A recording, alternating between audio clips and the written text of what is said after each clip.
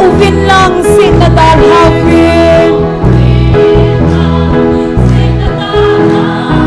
Hung mangin din itianaw gam luhim. Nam din zolden luigal kay tante. Hallelujah. Yel singin nilopin. Hasadimin umulang. Lel daw nathinga dingdingin. Pagay na tong siuhite. Amen. Sugam lau pichu ahung hunting le. Layan han som tel hadam chang tading. Amen. Lungdon na le ka nakinim sintin. Hadam chang te kiliang khom so te. Gel singin ni lopi. Hasadimin umulang. Lel daw nathinga dingdingin. Pagay na tong siuhite. Layan hen som tanin gel singupin. Sugam lopi hung hun na ding nitsu. Amen. Leng so sileng le pagay tsung nung tsung. Dam layin le mutileng Krista. Gel singin ni lopi. Hasadimin umulang. Lel daw nathinga dingdingin. Pagay na tong siuhite. Nilopi hung ding ni anayton.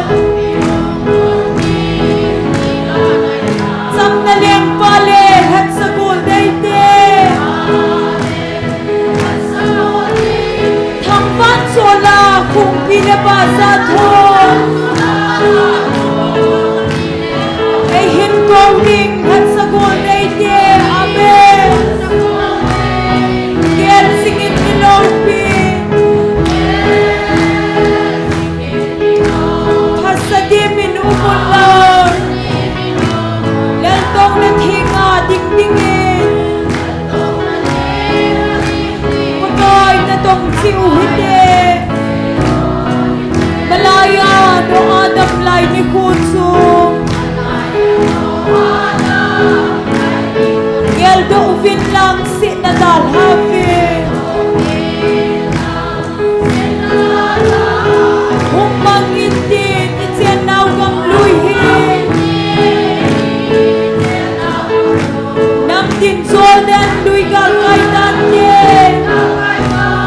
Gel singin ni lopi. Hasadimin umulang. Lel daw nathinga dingdingin. Pagay na tong siuhite. Sugam lopi chu ahung hunting le. Layan hen som tel hadam chang tading. Amen. Lungdon na le ka nakinim sintin. Hadam chang te kiliang khom so ding. Hallelujah. Gel singin ni lopi. Hasadimin umulang. Lel daw nathinga dingdingin. Pagay na tong siuhite. Layan hen som tatin gel singupin. Sugam lopi hung hun na ding nitsu. Leng so sileng le pagay tsung nung tsung.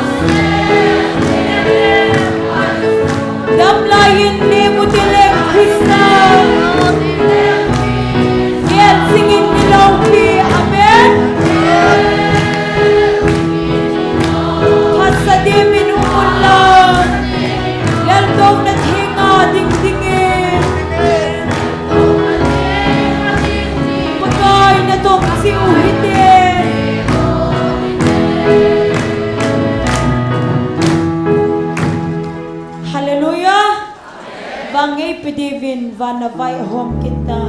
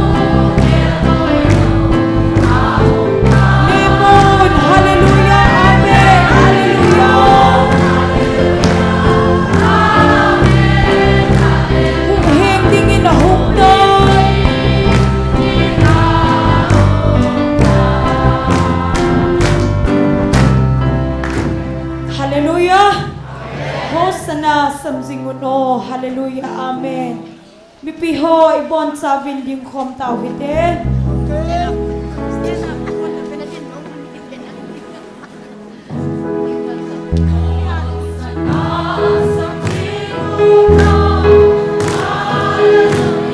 Len Krista hukpinge Bethlehem matsun.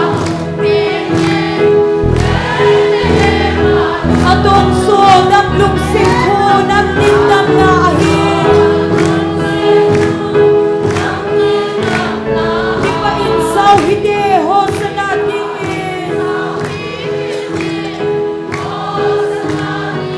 Oh Bethlehem hang na. Dun so ko ahong paen. Hilting velupin. Oy hile suhin na ba tanong matang sanin. Lughem kalegim na thokit na lawing. Amen. Agidangin alaw piet sa mnaleng patso.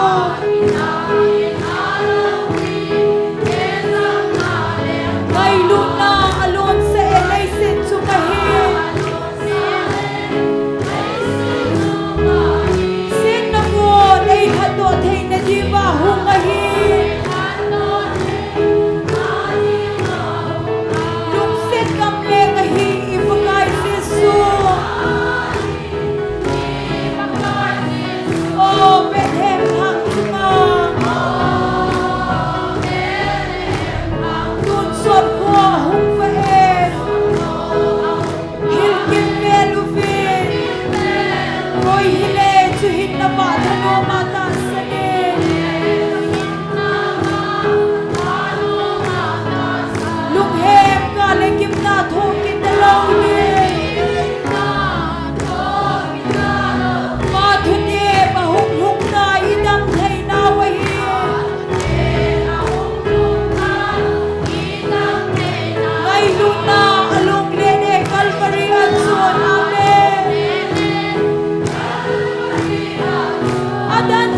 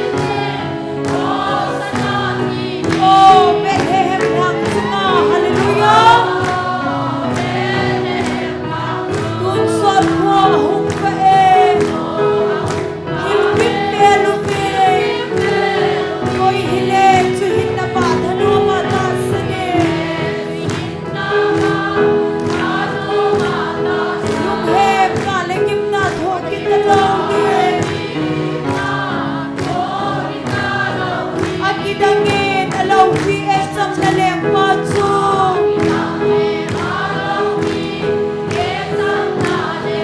ngay luna alung lene Calvary atsu adan se ko ham say thei lei mi hem de la alung sin ngam no ai thut tao ni de amen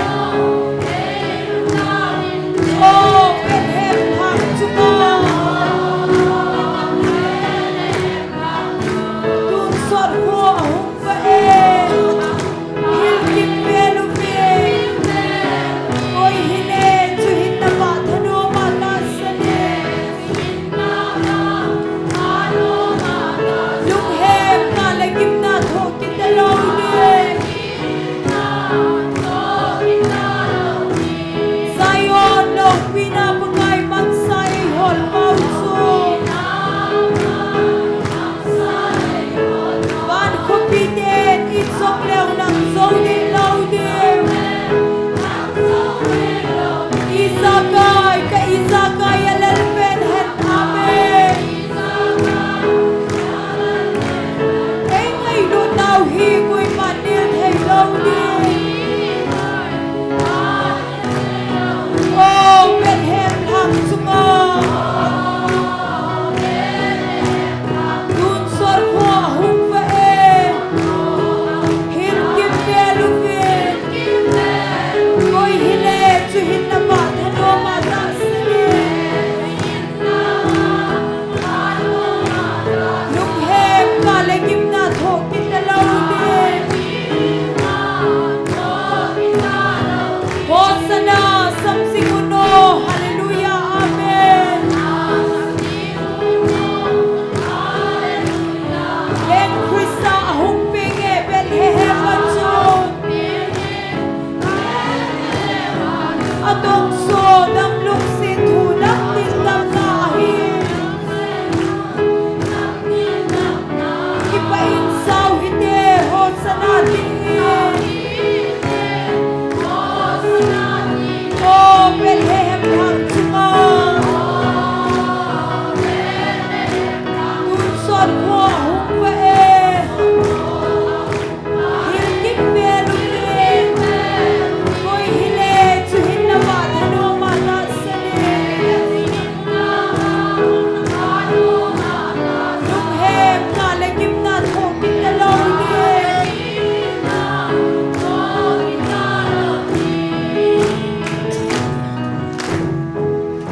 Hallelujah Pagkaya pai Hat zau sen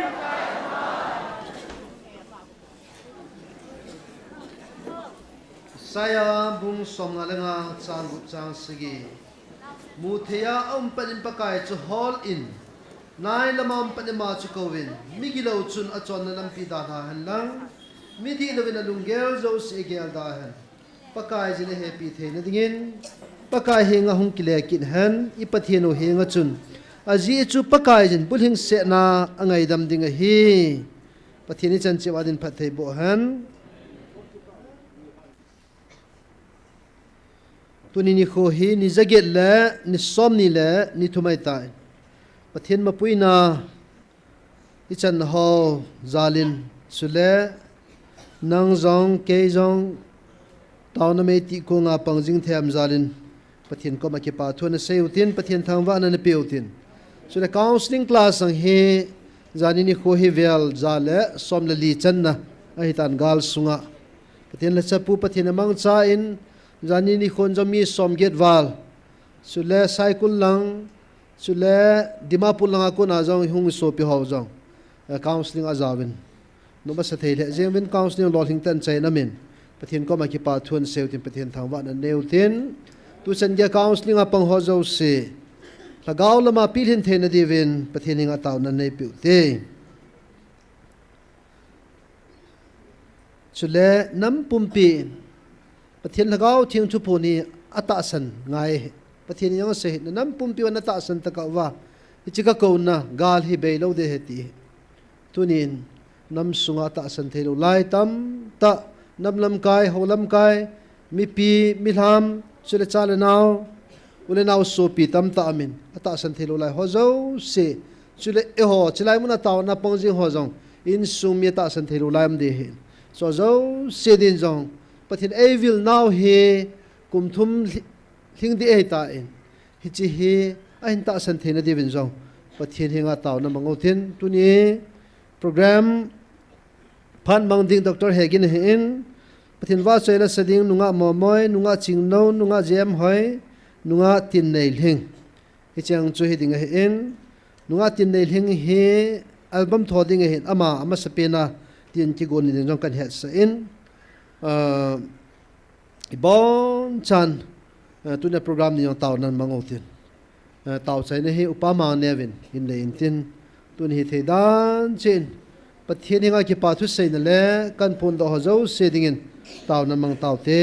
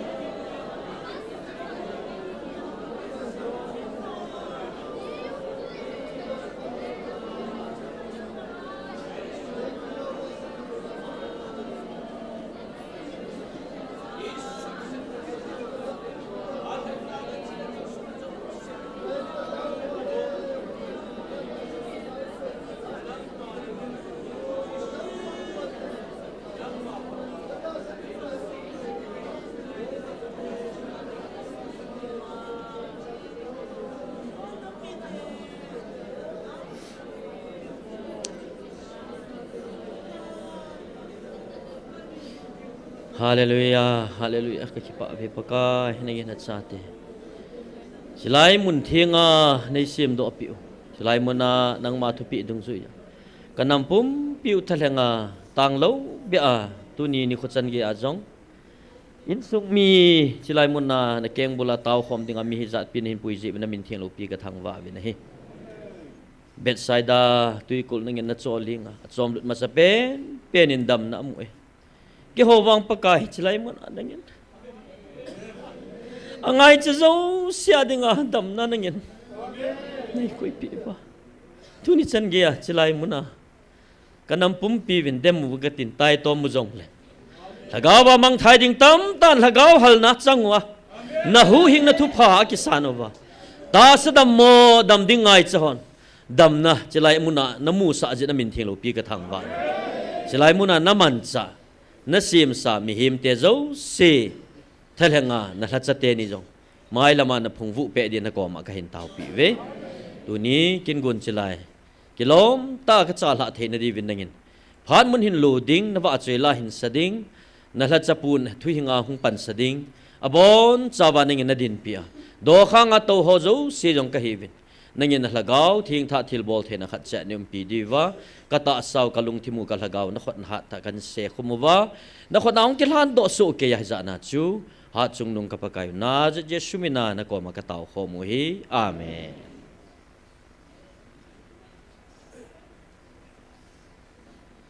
Kan phon ma bangin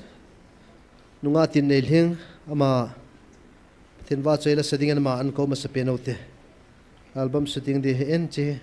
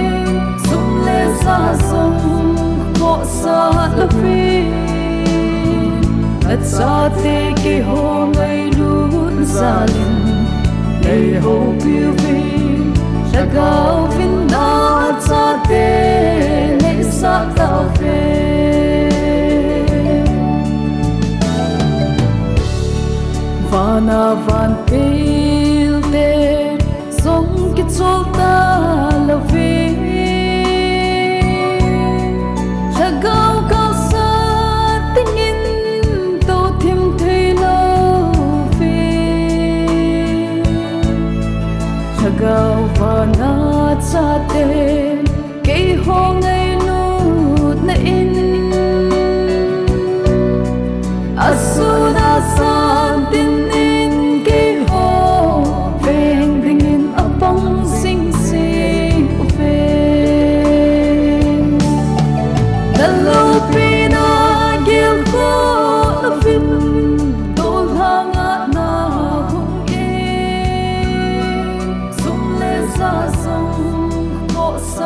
lo phi at sa te ke ho ngai luôn ra lên này hậu phiêu vinh cha cao vinh na cha te này sa tạo về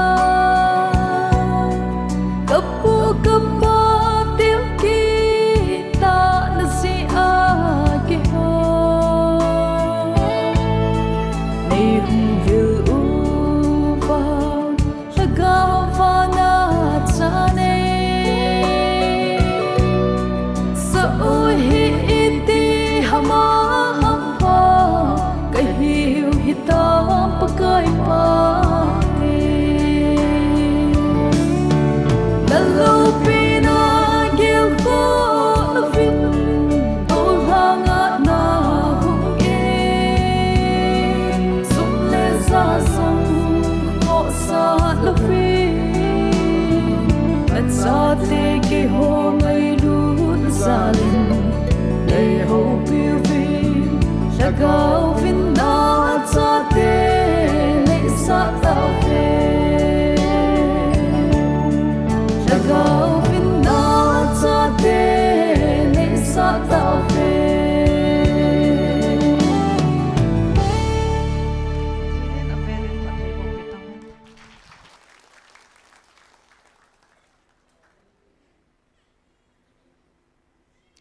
ki pa thu sei na ni tamang in nei ka ting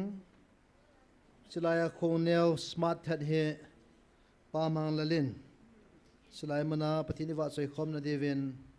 ain to in aman hi ka her khelo la sangu lang hi la kilomen sula at akitun na he upa thanganan sim ahin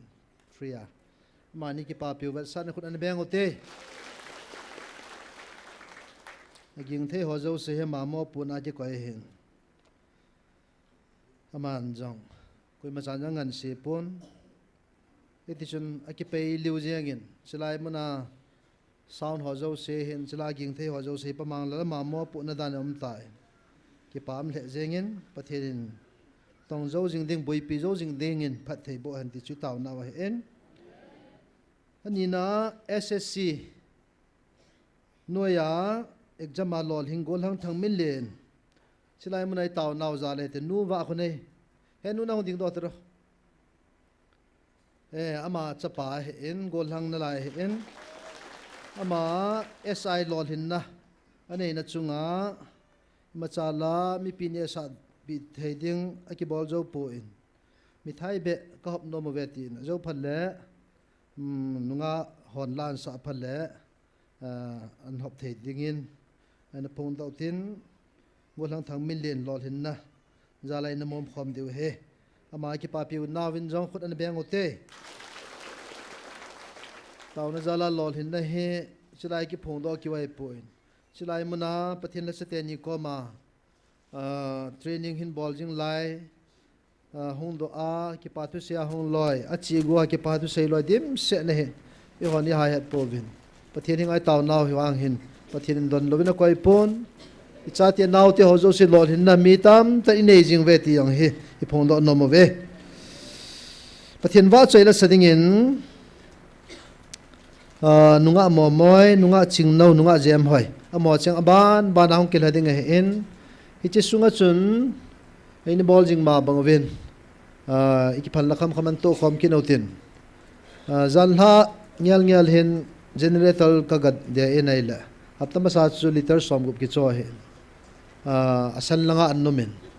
advance thousand zan la chu liter som gup an ke lakin ai ta in aptama salang kem masang chan ang chun noi langa electric no he gari thuma ki boy gari thuma chu sang som la sanga he to he chalai mun taw na mun no hen yo head pha zo lo tam ta experiment ji he hi chun ki phal tein silai muna man cha dingin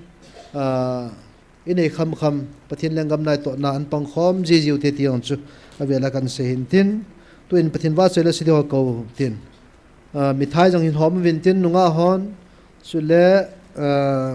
ki phal na kham jong hin dong dim kan het se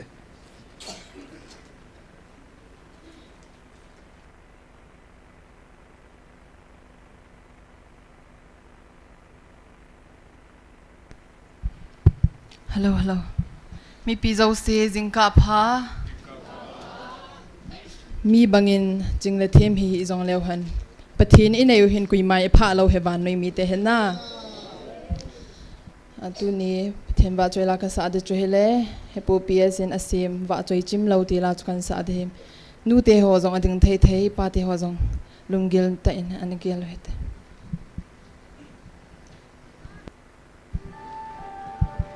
hello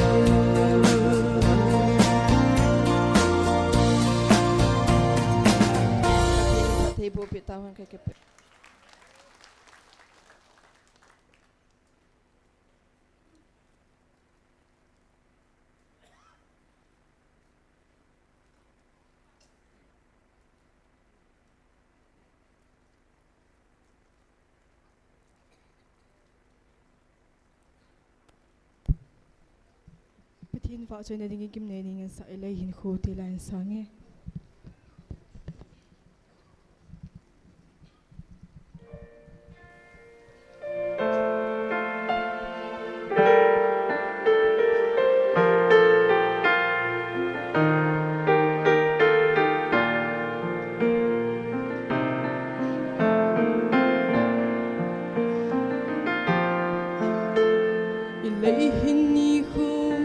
khát nhi tiếng lệ hùng bay đinh hết chỉ lấy ta xa dòng hi lấy vui hùng số đinh bay lâu đinh lệ mong thấy lâu đinh in hà gào hộ hình bù lắm tu đinh in thằng và nãy lên tàu đi lấy hình ni khu ni khát ni tiếng lệ hùng bay đinh chỉ lấy ta xa dòng hi lấy vui hùng số đinh bay lâu đinh lệ mong thấy lâu đinh in hà gào hộ hình phù lắm tu đinh in thằng và nãy lên tàu điêu chúng ta đến con nô mi luôn đi tiếng chu lệ tôn suốt na nộp ít xa điêu ngày luôn na sang bên ấy ngài lúc ba miệng mù in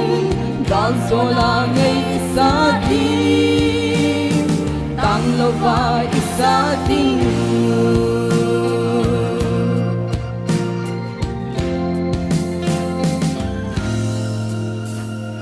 trên nào lấy hạ lỡ thấy đinh y mà lâu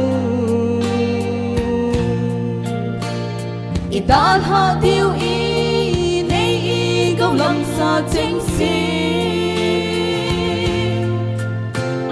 lấy lâu bi nào hôn von chung ngã muốn anh này bồi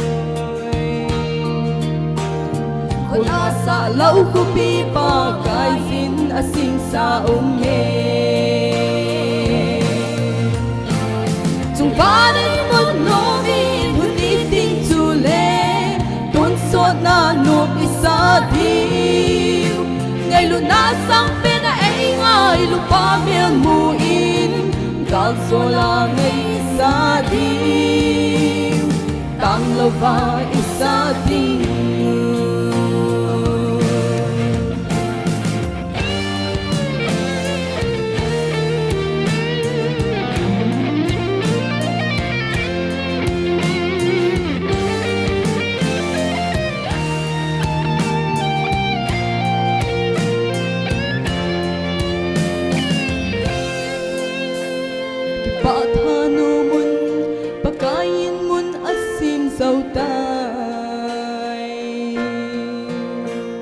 ni khát ni tiếng lệ ấy hồ sông bùi hùng đinh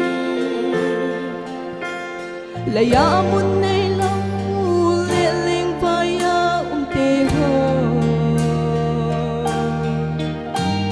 im hàn đam pu ang sungin im pa in lên tàu phiên kê chúng ta đến con nô mi hôn đi tiếng chu lệ tôn suốt na nộp ít xa điêu ngày luôn na sang bên ấy ngài lúc ba miệng mù in cao số là ngày xa điêu tăng lâu và ít xa điêu chúng ta đến con nô mi luôn đi tiếng chu lệ tôn suốt na nộp ít xa điêu ngày luôn na sang bên ấy ngài lúc ba miệng mù in cao số là ngày xa đi tăng lâu và ít xa đi cao số là ngày xa đi tăng lâu và ít xa đi vợ trời là sẽ ngó bên thêm phải thầy bùi bê tao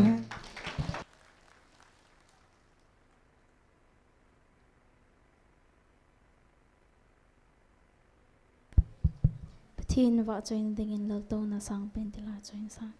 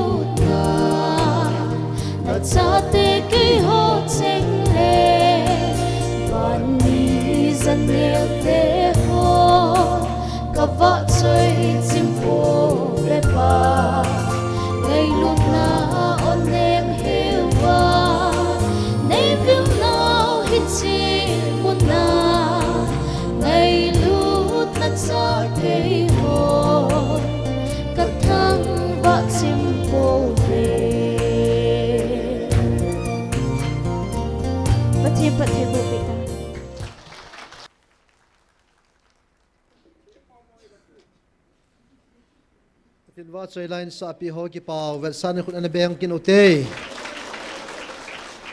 golang thang min len hoya mam amna ko ni hung ding le phan te ama hongin mithai ki mu ma mel iti ki mu da dham ti chu nu te ho nuwa ho golang hon sei hoi line dinamo na khon hindam sango len lang khon dinge levo sap ine wa tai ama apatai ipa me tu hen evangelist noin phat chamsa kaman no me te ma phat kan pe e พ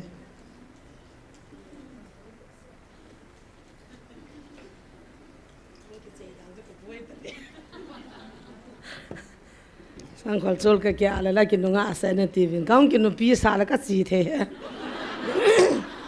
ka o dan ka gon ti bon sawen jing ka pha ki pa me imasang wa program am ja chu chamcha ka hung den hin chule ka ni la lam ahung khol jinin aman jong khawe pathian wa choi la khat ga sa khom ta ka kiti ken hon le thu kan se chai chala ma to la hin saving ka ting ka wa jong amang jal ta ke pasala ga pana ma nu me yang pang den ten tu zan mi khanin phone in he pa kanulam number in pi na tin pasei ti so ke ya he chi ka ti le ai chu ba kanulama ka de ya ti jinglang la nan pi tang ta kan mo ko ile ni khat chu speaker ka on mo mo la kan ko te hen nu yu he cho he pa ta pa ho wai chu te ho pi jing ti chu hi jong le ke pa min in wi za jong le me na min in wi sa sanole tarik nga program ding he anai mama ta in ki go khol ne ne evin sule mundanga pana jin jong hung thung panai tan tun jong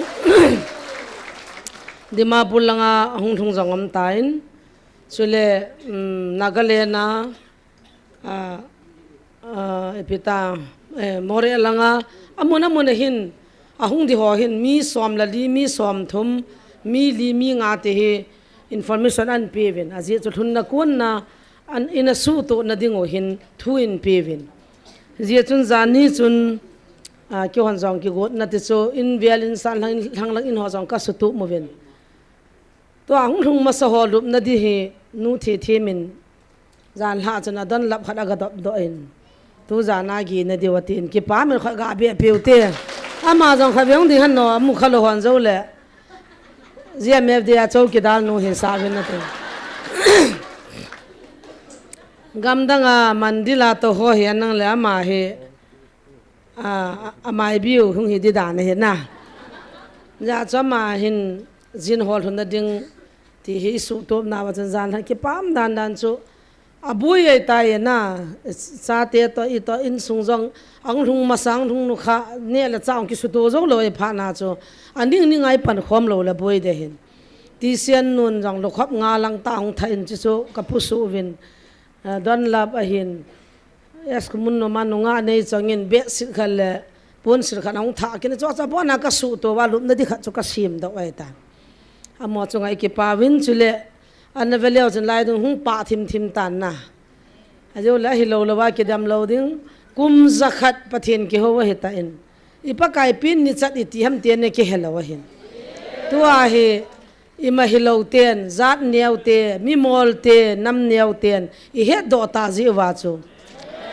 hi chu ho I bol ja ki pa hi pon I ki pa ji wa I bol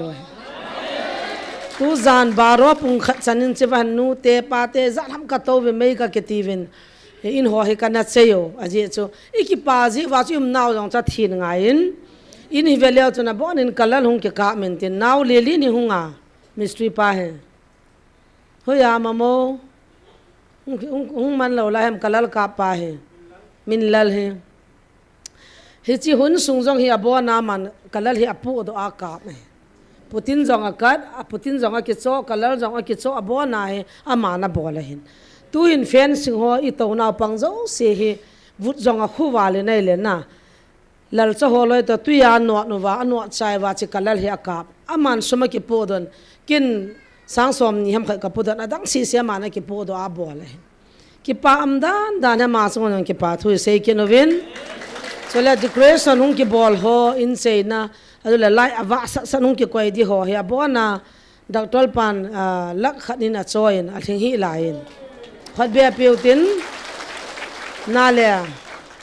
ake I pile lak khana jo ka de ka ki cho de hin ama jong mi pia de je chanan chon a thing hi lai ka te le nui sa den a chon chi po po la lu ki khot de a pum neu cha cha ho yong kho zanuyum lo ya gyal de pum li ha ma su to wa sang khat sang ni sa ai cho sim bi en ki pang le piong ti ki mandam ki pam dan dan chu ti hin aning ning ai pangowin chu kil le det fall nia he nu te zo se ong zo sin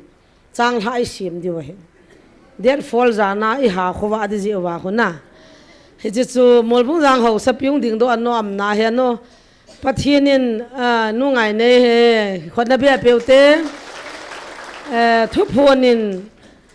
nanam pi wa phathi kun na ding anati I pau jang ngam na molbung jang ho sapu hi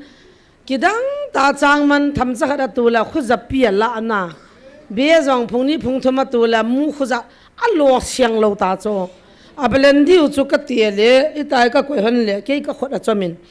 pai kha chu tie mo mong te ka ti wa ka tiaw le la he pha he tai ka tie we li ma jong kan koi do ai belen di pai chan chu ka hin kha ka mu kha lo achi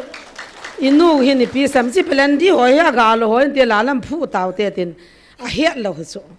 mi season hinai lo local a ho ta bang hui ai sa chu phu hin ne aga lo lai he katin a cha cha han lo chu ai ta he asia sibut lo lo kho lo ki chu ma hin a het thei lo chu ania wa pana lo na tong khalo ai za cha sia ta ta khu chaman a han pu iti ki ne mo mo da kan ku te lungu dong ken ka ki hi amu ka chu ti ne le ai hoi sial kum a cha ma chun sia dong dong lo de kho Halloween chama ki choya ta ta sao sao chan a na khu za be mong tha paten phat thei chan da na nu chu ta jong chang man tin som thuma ta nam pum pin ani kham phat thei na kun cho chile tu chunga chang tin za khala tin som ko tin khada tua wa do cha mo kho paten ki dang ta nam pi he thea phat thei bo he it is so therefore nila nu te si na pu ho so ni khu tha ke pi de he thin na ti ho na chang na to na pu ti si siang chu ke he to tin na chu suma ke cha ding a hin chang la he a chu na hon wang chu I ho na tu in the chanai ki bol du ti chu nu te ho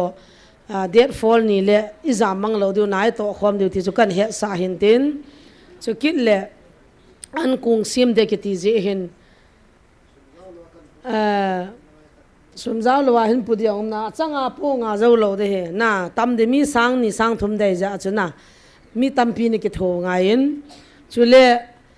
bubel me bel etise me huna di bel jong hi bel hi 30 ta bang ke de hin hi chewa chona ki nung choi dila na min nan ki ji so ke do pa te hon na min a thing se sen ki ji na panga da thata nga na tiulela GMFDI hin ji vina hin choi vina hoya bial khat da thangap cha yong ki diom langa to ho loi kho ni al hai mang zal di wang lo de nung ki man do de pa te si ki mel chi de bel sal na alit na thei chana in soi theu chu pai ma bel som thum walung ki hon de kha bia ngote laki nung chai dam na dal ha ding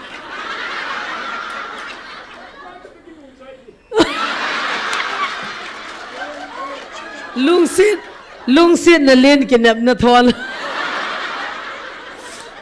ma za chum be cho be bong pum khat hon na the he ma he za cho bong pum khat kha ve hu na hun na de za cho a chi soi za cha ki nung choi go ni a chi cho mes lang hon bel chi ti le ki sel do thei dam ti pa cho thang la ngan se taw te na he pa ka tha ta ve ti yong la he do lo de za cho thang la lina lo ke lo tan ten chule anu te hon kung hi na bunia na kung hi na ai ne thelo diu so helai mun hin zanni ham khat bo ka nein kung hi zanni ham khat ka nei za chu nu te zo sin still kung aman hlom jong le na I hung tiang wala na nup la ke nung so na nup la na dal ha dingin kung jong hin ki choi le khan phan te ai so mi kung I vai le a chat vai phat la kidit jina hoi poin som cha no min som nang I pi za khat cha jong leo chu na thi diu ham kho poi ya I man dan di wai tan na ya chu nga chan na wanga list ka kila de he his ama chuna ma chun za ti chu lai mana ne la pha phal ko ma na submit diu ama ni record na akhum de he na phone number na min na ning na ka he chu nam pian tu ni jing tha ya nan choi the wai tan nu te ho jong kan tip hin tin ajo la ke ada ka thum hi sa ki vin ti nai po no ne na de ka ti he chong son na ya lu tin chu le det 3 4 la hin nu te ho an chang sep thei na helanga to dium hi ki phal phalin tongo hitin chule vai der fol nya chang la to me ding chini bong noi chanu mam jong le aji chu kilale tai ki on to kem ka chai ja chu na ni he pi diu hen so chu kena bona ka thipya ka bol the hi jong le kem ka na chai chan hin kain kala ke soi li vinai le hi chi chu ibo nu vai ne don khom diu ta ja chu aki phal phala num numin te lo khot do jong ke lo ini don diu chi ki choi khom mutin chini bong noi hita ta am dan chu cha khon hita ta bonin I hon ni ki ngai to diu ti chu nu te zo si kan tip na he amon hita ta khoti ta ta ti po hitin na e ya bang chen gel chi hite ti yong chu kan se hin tin chule bong cha di ho jong taw pi utin ke le ka be pa jong hin ki ham bol tai wo chan ni ka tu gon han hol jong ka hol nai han pun tu khat tu ni ho ka cha jo han dem ai lo le ka bia pa to ka ki ho mat nai lo ke ni wo chan nia ka ne ki tip han so aya chu bong he pa hin ho sa po hin sam sao pa amo chang hin bong alit na thei chana a hol diu yam ti khana a hlom jong le pe na cho gang chal diu ti ai committee ki sei tha he avat bangum thei lo ding bong ni la thumin maya hen sam ding hon di tha ding cha cha boi jong le tha pai ding ti chu atam the chana mo langa mo pu na ki pin chule speaker team ho ai lo le committee ho hin ai amo he alung thimu sei the ai kit pon dak dol he gin in ki ho dia chu ma bol de hati kin ovin ai ya cha man nga bol dam a cha bo pia bol dam amo si chu tam wanga tam pu na mo ding a chu dak dol he gin ni a ki gu sam de hati chu thupi ai kin na ni song san ne he pi he ten amon adu chu a ki sei diu a dei dan ta ki sei diu chu a bol lo le he thei lo ti ne he jong so an ki he dinga kan hil cha ma sat hin tin he ya chu malam program chule nunga ho fal diu diu nu te fal diu diu ho chun tu jang jong le to he tu jang ka te tu hun ki khen len lai mun decoration ki pan dai za chu nunga gol hang fal de ho chu na nu te ki tilan hon dei bin nunga gol hang ho khat la niam dan thei umu hitin gari nei ho chu ai zan na le ung tha vin ti ho wang kha ha ki nin na ka thin la lu mi tha na thi pai dai ta ai nai jap ong jap ama ke le thei jap mo chum danutin decoration ni bol diu he jong chu photo bu jong ki sim diu ai ji chun banner di ma zo se bol tup dai chun danutin nunga gol ho chun decoration ni bol diu heti to kan se hin tin kan se su hina mo tam pi ta se da ka hong he ya he nge hi chan chon hi sau hetin na kanila lam to ke mes lang ki hang do hetan an hon tui thal chu committee ho khuna mai tan hichelai muna dinga pai mo changkin kan se hintin fenoil ho jong mun thi ki ti ho jong apai mo jo sinu ten mo pu te ti chu kan he sa nei ve hongani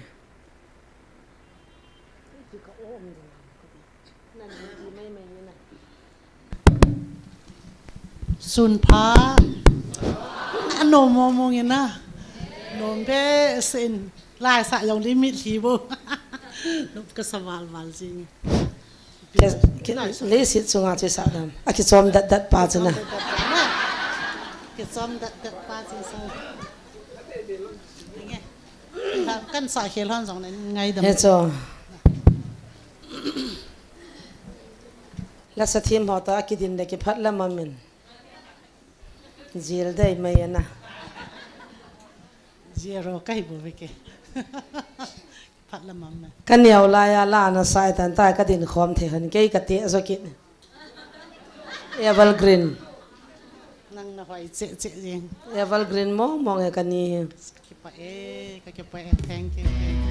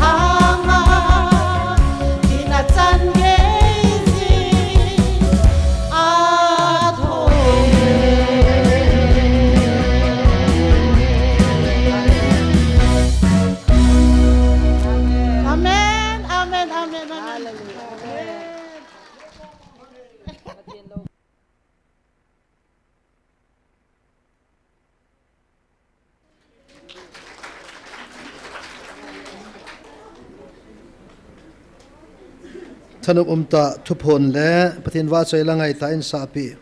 evangelist nu le nulalam amani ki pa pi wa san khun ha beng na beng ute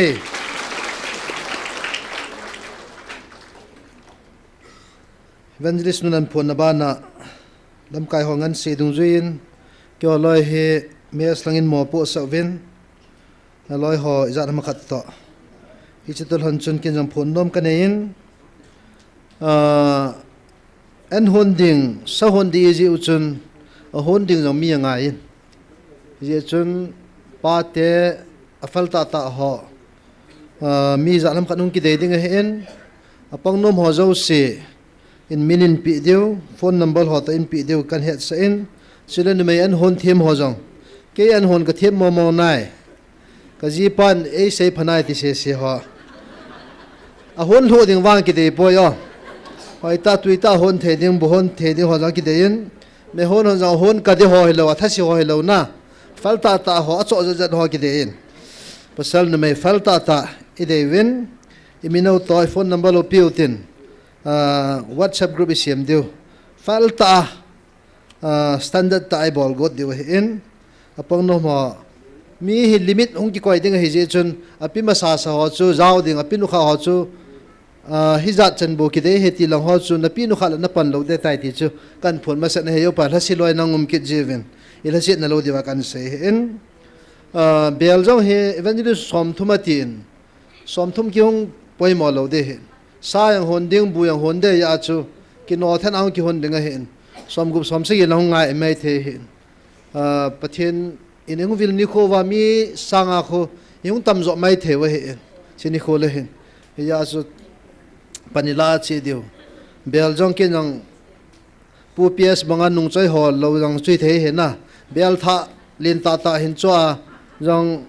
chilai muna christmas man sil za dan ding ya hin tu jang hi the he ka puwa se le mi bel bong khat hun nai ja cha i na hen ai wa chun ki khol khol ki zol zol in tin da ha mai the he ki bol bol nan te he chu ki in chu le bong hi thum vo chan ni a hi tai ang ki sei do dung zuin chu le mi hiong tam thim de hin bong lo hi ki gin be hong ngai the ding mun hi ja chu bong chanom jong am jong le i lo wa online a ho han lang chila ya ho jong le ke jong cho be ge tim jong le phale hin a ki kha poi ti ta chunin phone do rin tin chu le a chodam ta lo yong le ke jong hi jat pang ka te ti na zakhat jani sang khat sang ni sanga sang som ki thu khoma cho the jong a he in hi chun a zo phale mes committee ho lam kai ho lang khun gen an no min tin sa ki wai po in chini bong noi chule thil tam ta poi mo tam ta ma hen azawin oi pin doctor pu decoration and say ta in chuya nei wang chui cho ki mu do lo hen hi tamang chu sum value him ta lo hen i bol liu to diu tam ta amen hi chun christmas ading ai ki phal na kham kham ana ki ti mo ti an changa pong loi tu lai he lo idian chai lai ta o hen lo lowa chang tam ta ta lo hon chun an chang in ta wa in tha diu tui tai ne diu he achanga hoya zo ta ke dam ni khan chun pot jathum wala khat mi khat chu ila wa taw na amo mong chu kinap na sang he an chang a ringa na ai wa chu an chang thing mai mai hol le tui kit lo hen rasan ho tai ipal tha le tui ya chu a cha ding ki de he mẹ tâm trong ipi trong bon chẳng cái tâm ta in bol de wei chun mi tâm ding a he cái phal na kham khan to khom te nu so ke na mo nghe zo phalam kai holang khan to in tin hi chu bol tin chu le ki khan khan ol hin la dei han christmas jing le thai hi ta to lana la dei han tc network pu thang boy amain chi ki khop ki khan khan la dei han ni bol diu ai was la a chu christmas la bo hi din christmas ka alhaman te te dinga bol dik ti chu asein ama ki pa piu na khave ga bengute la dei han bol num ho fal jana smart ta na se ti hon bol lo tin na hil thu thu awam bol po te na hayo phale la hoi ta tan kilhan do winlang Christmas la hiding adang la than phal lo he hi chita jun phon the hin tin tuin Dr. Hegin pathian ki thopina ma ama phat mangning in phat ni pitave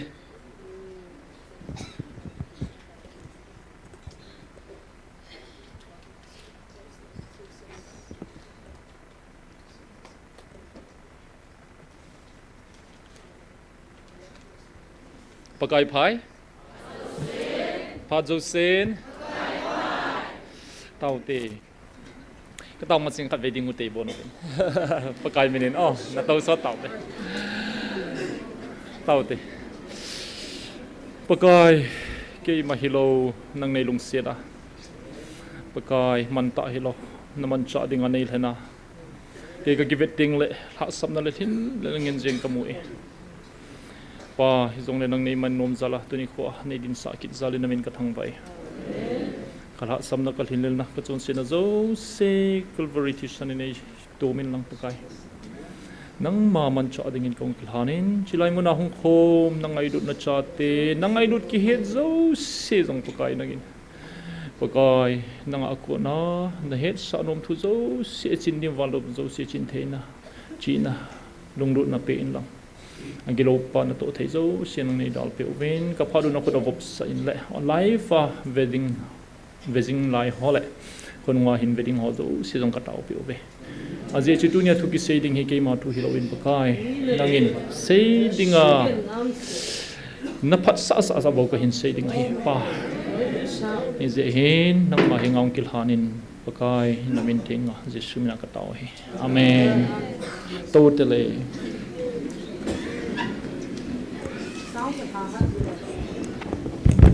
anong natin na theo hinam nazalo na pud na intundiu he nazana vam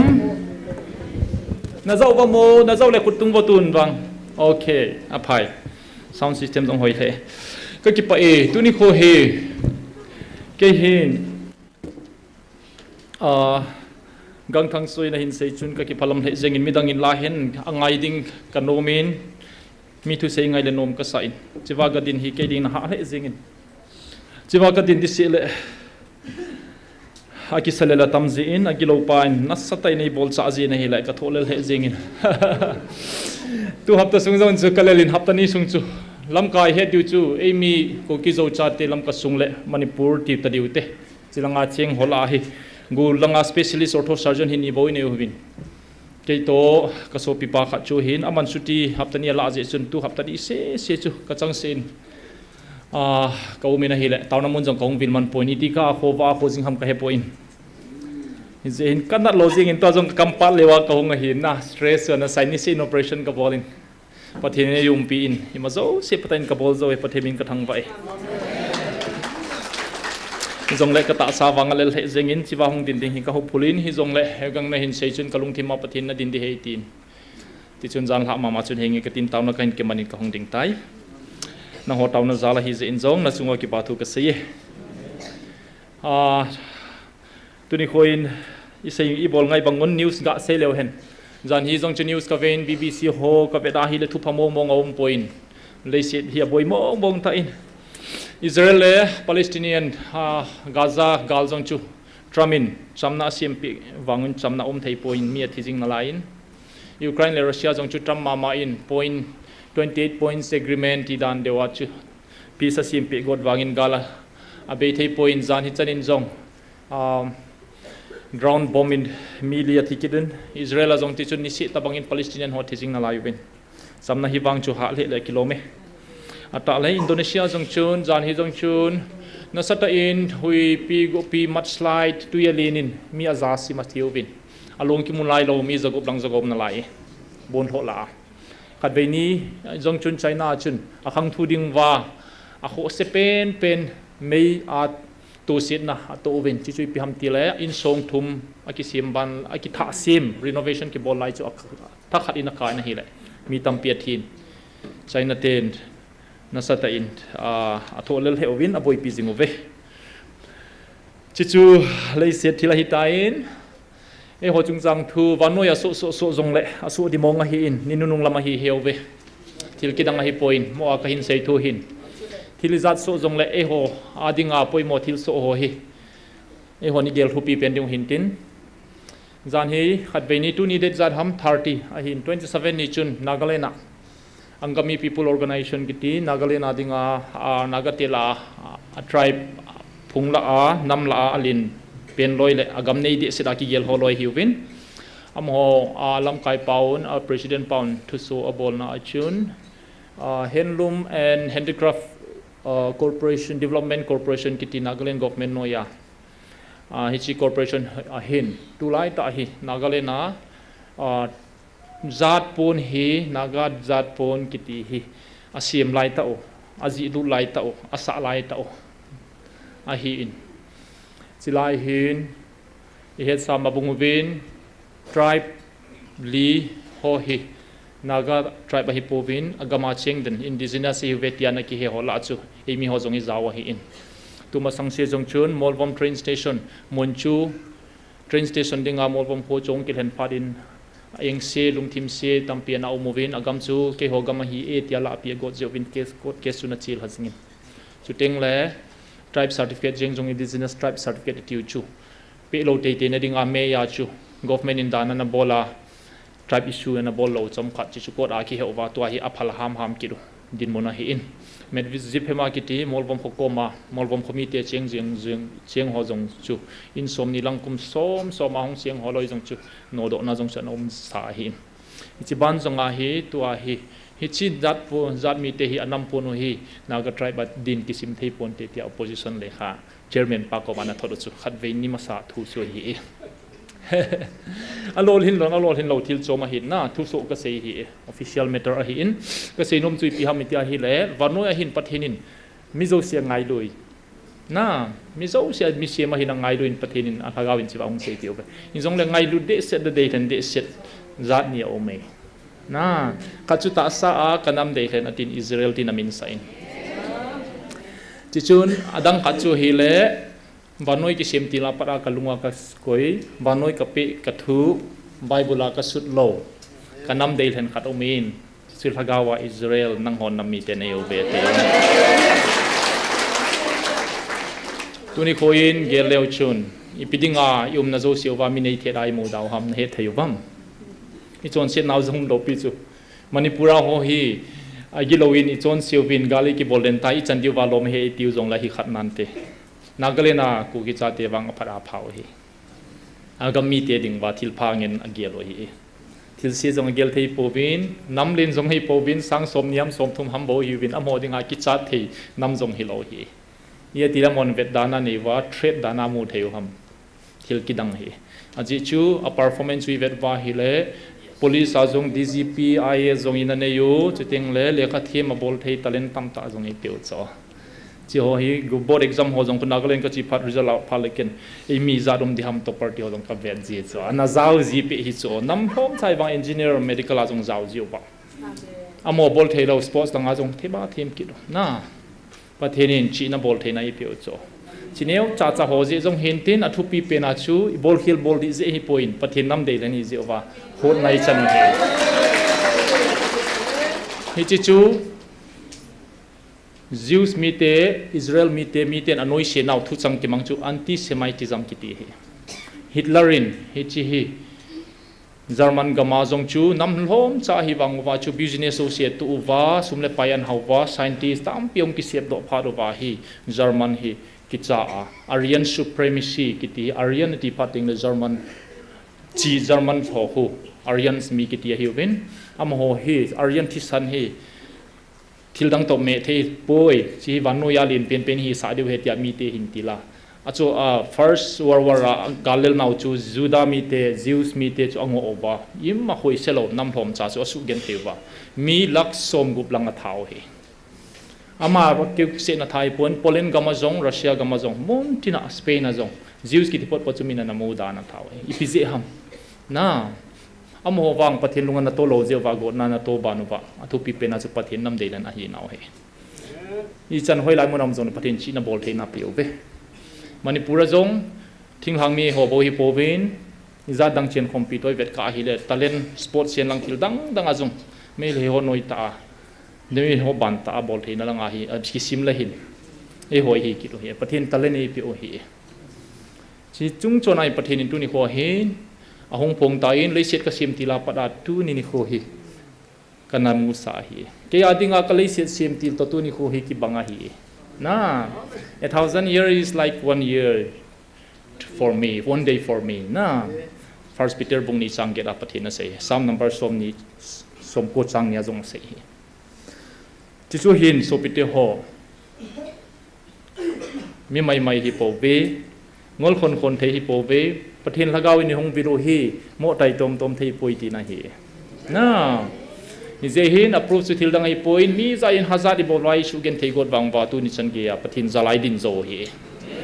ไอ้โมโหกิเวดาอีมาใจในโลฮีชิไม่จงจุลุงเกลเทวันเกลเลยจุดอีพีเซฮัมเตียโคลทุโลเทโลฮีน่านี่เจชุนโซปิเตโฮประเทศน้ำเดชเห็นเจ้าว่ามุนที่น่าหดนะอีหงกินไอ้มาบ้านาจงเบเบนอะไรดิ้งประเทศกูน่าฮิจามีหัวในเหตุดิ้งไว้สุเกนเทดิ้งประเทศกูน่าประเทศน้องวิลไลเหตุเทียมเทียมระบบเก่งดิ้งไอ้ฮิโลจัลสันไว้เกนเทน่ากิเบนงิตีสุมิลโปเต้กันน้ำมีเตหอฮิเจชุนโซปิเตหอตุนิโคอินทิลโซดังอาคิดังคิดขัดสุยพิฮัมติเล่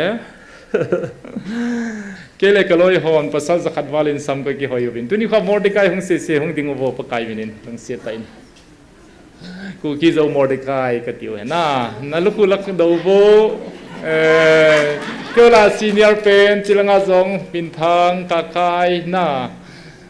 จิเฮอูเอเกก็ติววินใครจงหันเป็นอุปปุงโลหัมโอมังจ้าละเละดำโลน่ามอริกายขจงดำโลน่าตัวตาวเลยเก็บไปอาโมที่ต้องพูดเดียวหมดเลยไอ้คน public movement ที่วินซาดิเซวินทุยนี่เซจิวินมูเทดิเบสเซจงอมปอยน่ะตัวนี้คอยดินมูนุฮิเกลเลวจนสุดพิเทวคอยจุด normal อยู่ว่าคอยจุด abnormal อยู่ฮันตีกระโดดนมในหิวจ่ออีมาบ้านวิ future ร่มโหลดจะไม่เหมือนกันน้ำมีเตียวหอน่ะมีหอนมีอาจงไอซิมตลอกุมนี่แหละเก็บไว้เจนอีกเขียนนุ่งอาจงเจ้าคมเต่าเตี้ยลอยเลยไปส่งโฟนในบอลโหลจุ่มเอ็มคอยห้ามไปสุงเอาหอนนั่งหงไงลุตตานั่นหัวผิวหิเวตามินนาเป็นนมตลอดผิวจู่น่าอีท่าใจโกดูอีท่าใจโจโลมานาตัวฮีฮิตยาไม่อยู่เป็นนำผัวกอฟเมนในเจนคมสาดิ่งลุงเกลาจริงนั่นไล่จ่ออาจจะที่เลยที่ไฟเดียวห้ามpublic movement ในโลกฮิเลวัสับดุงไอเซพัดดิ้งเล่กงนาจัดเทโลปันจงทัลมาดากาบเทกาบดิ้งบ่อยเสียจ่อน่ากิปัดดิ้งกาลปุลปิดาทุเสียหัวจริงจงกาลซาโลจนหอยกำตุมามูดิฮัมที่อาปุลปิดาเสียจงอยู่มูที่อาฮิเลอีพีบอลดิวตามโซปิเตหออยู่ไม่ดิวฮัมฮิตยาฮิงางเอาไว้จิมสาดิ้งวันเลยหินพายาเชียงหัวตุสุนgovernment in อีเจนคมสากิดว่ามีหนมีนายมาใช้ดิวช่วยผมเจงดิวหำเยลโวโซปิเตหอเยลโมมงเป็นตัวนี้คนก็สามารถสาวตานเกินจงก็สาวเจตานก็เสียเจ้าตะปูนดำโลกก็เวลา hospital วัดก็จีจงเลยที่งานตัวลันโลปันลิเมย์กับจีก็เห็นจีตาโซก็จีจงเลยกันมากี่หัวจิวดรปัสสาวะสาวตะเอเดียวว่าน่ะคนขับรถจุนกิโลมอเตอร์เวย์ติวคนขับรถจุนฟิล์มสตาร์ทนักกิโลติว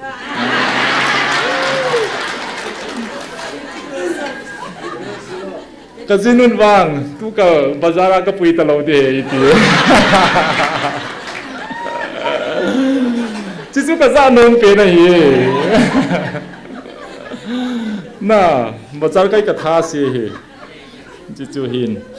ตัวนี้ข้าให้ตอมนนายบอลเทนวัดซับดงอาจงชุนคอมเมนต์จารินดรเฮกินสัมสาวอีพีพีเอ็มน่ะเสียวินน่ะภาษาในเรื่องที่เยลเดสโอปิเตียหอมน้ำเปียดิ้งไอปีน่ะบอลัมน้ำปีชนะนังไงดูดำ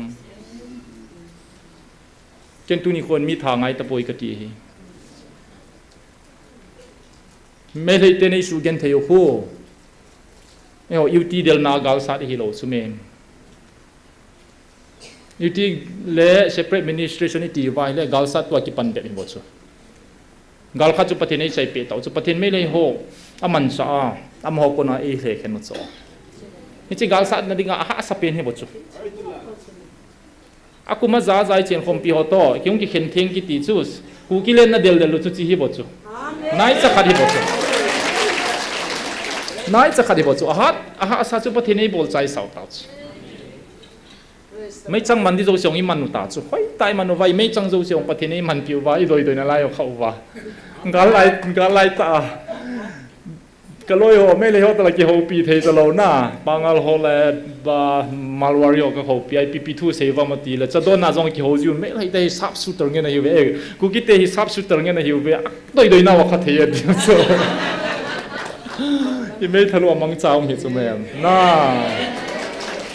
นี่จะฮีกินส่วนนั่นดึงว่ากาลิโดหินน่ะอีโดโจโจปะเทนซาลาตัวไอ้กาลซาดิปัดดิวจูกาลซาดิที่จมเมม spiritual war มา physical war มิจูดูโมดันขังอาฮีไอ้ฮอลอยน์ทะเลดบุว่ามีท้าวไว้ตรงอีเที่ยวว่าพัดจมดิมตลอดปิจูอินเดียดิ้งอ่ะ population เต็ม set population ต่ำจงก็เซจิงอินน่ะไอ้ฮอลโจเสกิใจจงเลยอินเดียนโคสานายสายลอยปิจูเสไปจงไอ้ฮอมโจเสกิกรมสังอาเลสมาตั้มโจเสไปไม่จงทัลโซยในยูวิจัดจูกาลคับดิ้งไอ้กิติลติจุยปีบอลน่าหอมน่ะนี่กาลสันนิดูปฏิทินชิลายมุนให้ตีเล็กเจสิลโซอาหารสัจจิงกิเขียนตัวนั้นกิเขียนตัวป่าวดว่าชูอาบานาชู official recognition บ่ไงชู official recognition กิติจูลุงที่มาองกิปันโดดีปัจจุบันฟาโรลุงตาปัจจุบันนั้นสุนียไม่เลเชตาวินตูจานมามันชีวินในดาลาวินก็ที่กำเดียวเหตุสุละฟาโรลุงสุดโตปัจจุปฏิทินไอ้หัวปฏิทินจุมันเจชุนตกซาจงเจ้าจิงลำคายขัดตัวจงสดทิมกับกิโฮวินดูมาสังลังชุนอีพิหามนับปลาณที่อะไรกิเขียนทิ้งตาวินบัฟเฟอร์โซนฮิชีพัดไตกิเขียนตูบวาฮิเล่พัดขัดทิ้งเล่ government of India ฮอนลุงสิทธิ์ในหมู่วาฮิเล่พัดลุงกิเขียนว่าไอเปดิวคุยหอดิ้งไองาดิวจิจูฮีเอกัลสัตว์โคไงพอยตีเปจ่ออาชุดที่อะไรที่บาลุงเฮดิ้งบงอาชุนหมู่วัมมิลิมโฮเตชุนดูนิสันเกยไอโฮดิ้งอาทิลพาเกลโลบีไอที่ใจดิองโคสโลขบเฮลาลุงเกลเนียกิลังฮอลอยชุนไอโฮดิ้งลุงเกลหินเกลดิมอามาจามินเกลโปวินติโซปิเตโฮลุงที่มาณตรงขัดอมไงอาศัยปีอมไงนี่จิจุปะเทียนะเฮนี่จิอมเทนดิ้งอาศัยปีบอลดิฮัมปะเทียนลุงอีโตไงโซน่าปะเทียนทุกปีจุปีฮัมน่าซามูเอลบุงสมดิเลนีน่าจงกิเซจุลา obedience is better than sacrifice ที่ฮัมบอลสร้างปะเทียนทุเซจูอีตาบังอิน simple จงเลยอิโซยูจูพายจุเมมตุนียบอลฮีปะเทียนเซอิโซยูฮีเอ simple ตาปะเทียนเต้าของเวนนี่เทนัดเดียวฮีบอลจงฮีบอลพาวเวนี่จะเห็นโซปิเตโฮตุนีคนก็ซ้ำก็หอยสาวฮีก็บอลเทสุนะฮีปะเทียนลุงกิไลเปจูก็โปโดฮีอินก็กอลก็ไปฮอนจงจิจูเฮดูว่านำไงดูนาซาลาอีปนนัดนาว seriousness เบสานาก็บอลฮีpublic movement กิติฮิจีเฮกติเฮกันวังนั่นไม่ไงรู้ตาฮิเลนนบไม่มัววัดสบายเสียวัดซุยมาคานาโลดิงเฮมีแต่ในเวทเต็งเลยจีเฮโฮฮิปิเทมงบงเฮอติววาฮิเลมงอีเปดิวเฮเฮงเง่นัดที่ตาไว้เดทัลโซโซเกี่ยวจินก้าบุดินปัสสาวะเสียปังมุเตอีติวเลมีฮอนชิววังชีระเสียหินติขัดนาวินเตจีบอลไว้เลยโลหินนัดการันตีจงอมเดปอนขีนาวังจูอโลเทโลมีจงที่ดิ้งไอจงอีทีเดียวอาศัยนั่นจูมีกิโลเตจูฮิโทไม่เทฮิจันกี้มีในสุกันเทนุอาเซย์เบดิ้งอมตลอดจูก็เชียงเทตมงโปเวติอาวันน้อยมีหอยมูสาเทวาฮิเลฮิจิชุนมีไอลุงหินสโตหาดิ้งให้โปเวสุปิเตโฮตุนิโคหินอทุไม่มาเซลวาอีพิฮัมนาบอลตุนิโคหินนบหินหินา normal กาลมาสังคมจันนาอุมาฮิเลนาอุมจามันลุงเกลนาเฮลวาฮิเลนาบอลฮิเลฮิจิชุนดังจู very funny person โซนะฮิฮิจิชุนก็ลอยไปเอ็มซีเอสขัดินจงอาเซียนโอเคจิลายนักดินดินคูนนับอยดิ้งเฮฟิวเจอร์ติ้งเลยนัดจ่าโลมีนับเบตายดีสิออฟฟิศอัตโลขัดินนัดทุเซฮอจังอาเวอินนัดโตนัดจงนัดเซอร์วิสจงบอยเทดิ้งเฮที่โซเฮงเงกะเฮมาไม่ฮิจงเล่ตุนิขวาเฮกทิบเบเบอากูมาเส้นปฏิทินเส้นดิที่ดิ้งอินนัดที่ดินกบอลว่าเฮเลกดิ้งหินโลอมโพยโซเห็นกติเปเฮงเง่ no pain no gain no sacrifice no achievement ตุนี่ข่อยมาบอลโดดิ้งกลวานะไงนะมามีนะโตบ่นะเสียเดมที่บ่นะฮอลาเฮเลวังโซปิปานังวังนะเปลี่ยนโลโลเฮ MCS ขัดมาจงจุนเสียขายเสียกินทันนี้ทัดทุมาสังชนกุมขัดมาสังโบนะฮิไปดรเฮกินตะบังเงินเอสเซฮี kingol pi hen lang ki dei so ke hen lang pasal zo se na ama ta bangin lunggel ki nei de se hi so ai modiu ta ya ti so azu ti le ke bo se dei kai ham ken wang ka dei ta tai nangin no I chan gana dei ta ham pasal zo se no ki gelovin tuni khoin tampi ka hopia hele ki mupon te na tiuven business na ki bol tawin hospital sumle pai na ki holovin maban khan khoding na gelovin business bo na gel tampi na hadai tawve achutia hile so cha te tia sei ho to chun cheng khom tinga ready na hiu hinam nan op momong ni nam sumi za nei lang jule chun mi hon na cha te chu mi he ma mu lo di chuna tho ngam de hinam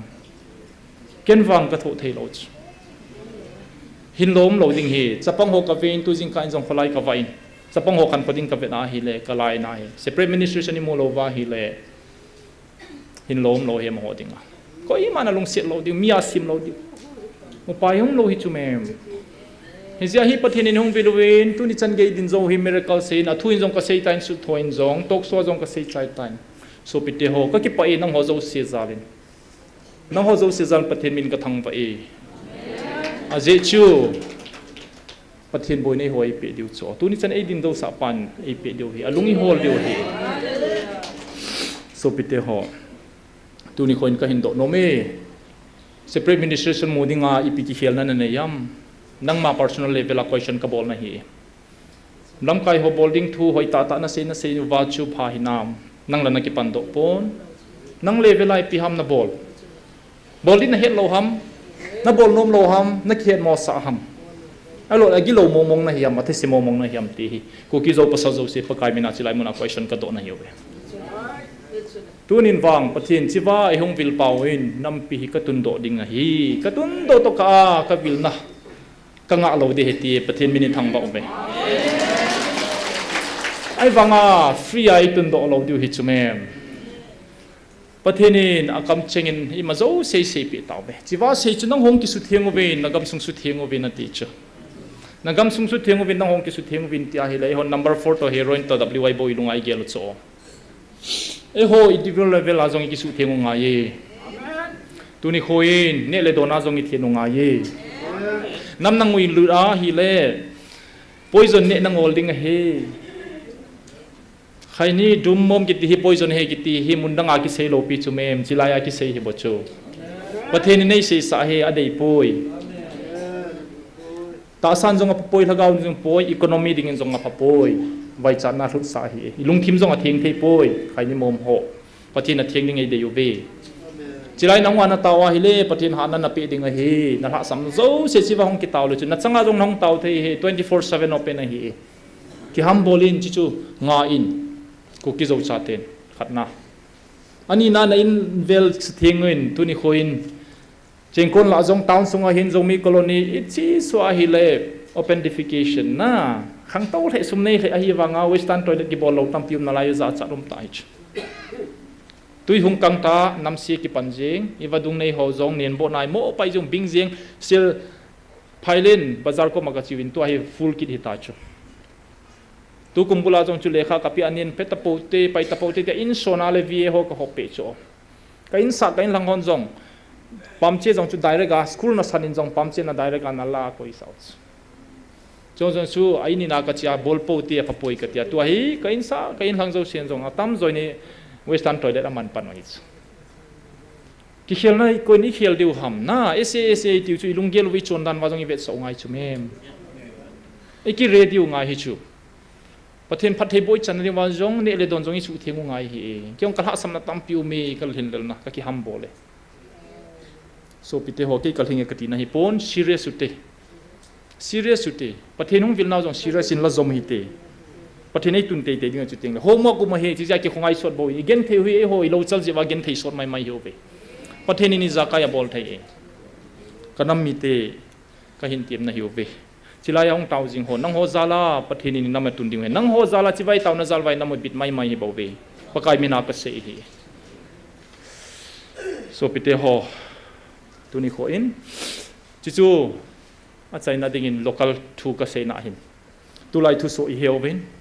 YouTube I vevin smartphone ne ovin pathin lagaw vil na hi smartphone ma sanga mun khata gamla piaw ma min en sei thian na hi le wang chu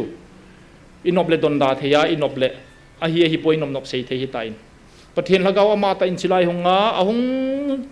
villa athu pon pe da zong laifa vet thei khonong zong le vet thei pathina ko na hi kichi sel Reverend Dr. Sebon zong sein pathenin aki copy thelo character tampiu me ki ma alpha le omega ka hi vanoi le set sim ka hi e ki ma pathin khat se kai hat chung nung pathin ka he hingjing ka he ki ti hoi satan na sei thelo he chi zo se life a hin se ai ma bil tai zau cho ki sei son hello pi chumem so pite ho akale akai lo lo wai sei na na o he iti chuba pathin pathei bo dio ham hi chi vai suma hi le na namu hi kanop le ka tun do jeng thei hin hi jong le tu na din monwin na tung do ubleng na chon ngai na chon dingo na bol ngai na bowling chi ja ka khongai he ti chu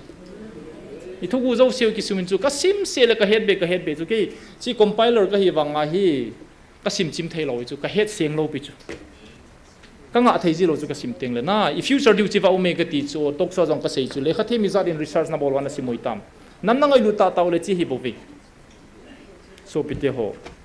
zehin iking all salai sin ma ban na hi chu I tabang change them in chingin sumle paine long de chun na ma ban chu minai ma chai chu so cha te nong ki ti deu chun na tu na cha te chi tu he pathin nom lo hi chu mem pathin nom lo zia chi wa hi ama ta hong ki pana ei tun do no mai chu chi chu I pai diu ham so pite ho tu ni ho in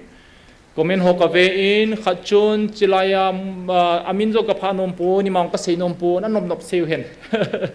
ke zong ei kimin pha in YouTube an na satai nei ki sei hile ki domini pi sei ham dong ka he point ka in ko te na pana he jeng ovin ke o in ko WhatsApp group a hin seu vin na min na ho no hi tho zo zo hi tapui kium thim be tan to thim tan ka tho zo tapo ve ti so ken zong I pilom lom chu sei na nge ka ki pai van ga ma ka lo man dia su pung ma hi bo ve ka ti so is ya chu a video link to hin thoruvin ka ga hona hile athu sei diu chu ka head size je jun ka ngai nom point o mong jong chu laga o hi lo je jun ka ngai thei ta point ka bila thol point o mong chu laga tu chu na ngai lu na o chu ki he chu na le pathina ngong ko na ngai lu no hi mi join jong he thi there is a language that everyone understand ki ti chalai sia hi na dal kemi sin asud na ho language kiti hi pau khat hi mi zo sena thokom thei pau khat o men chi chung ngai lut na pau he ti so a ki het helo na mi na vet dana jong na lung se lo invisible language khatom cho na ja chu pau dan cha dan ham dan jing a jong chu koi chu ngai lut na thu ki sei ham ti chu ki he se na hin ka ngai de point hi jong le ka sei chu pi ham comment su ka simina hi le tampion masang kan het chen lo nan na hin sei chen a phan ka in het chen tai hati zong aumin mo cha ba zong pi phya hin phot ju win hiti khati chi how ki man cha je khun chilai muna ka thanop na zong a down tai hi chi pa thu sei chu khu thu sei je in ti ho zong comment a hungin so pi te ho ka sei nom chui pi ham so pi te ho cho zo sei pathin phala o ma hi chilaya hi chilai muna thu pi pen hi pi ham ti na ki do ngai hi khanu chu ka dongin chilaya hi koi thu pi pen ana gel ham abang kom le evangelist no to say dan a hi lawa hi le thagaw bo ho ki man cha dan complain le khathim ta kan chu na hin bol tai na hi la ke chilai munam ka china je khu til dang ni pon til dang a thu pi pen in ka ko gel pon a hong vil pa khu ko hi ka he chen sia ka chi ji hi adang zo se khu abul hing koi maum poi na thagaw gilo ho jang phalo ngen anok ba daw wa pathin na hin ang kan suma hin solo thu pi lo na akiman ho zong pathina ko na thani nai piu exercise ki bol thu pi pen hi lo a thu pi pen chu chilai muna hung vil pau pathen mo hi ki che da ka he chen chu thu pi pen hi hi ja chi chilai muna ka hung ji he ka ti hi ja chu tu ni kho a mi thu sei je ham chiwa ke thu sei je ham ki jong tha samna dim ka hi je chun nei vedule ka tha samna ngen mu jong no mai theu na okay ke ka ding ka phai te ka din hello chi ja na ha sama hi le nang mo hi a je chu chiwa hong vil pa hi thu phong hi ke ka hi lo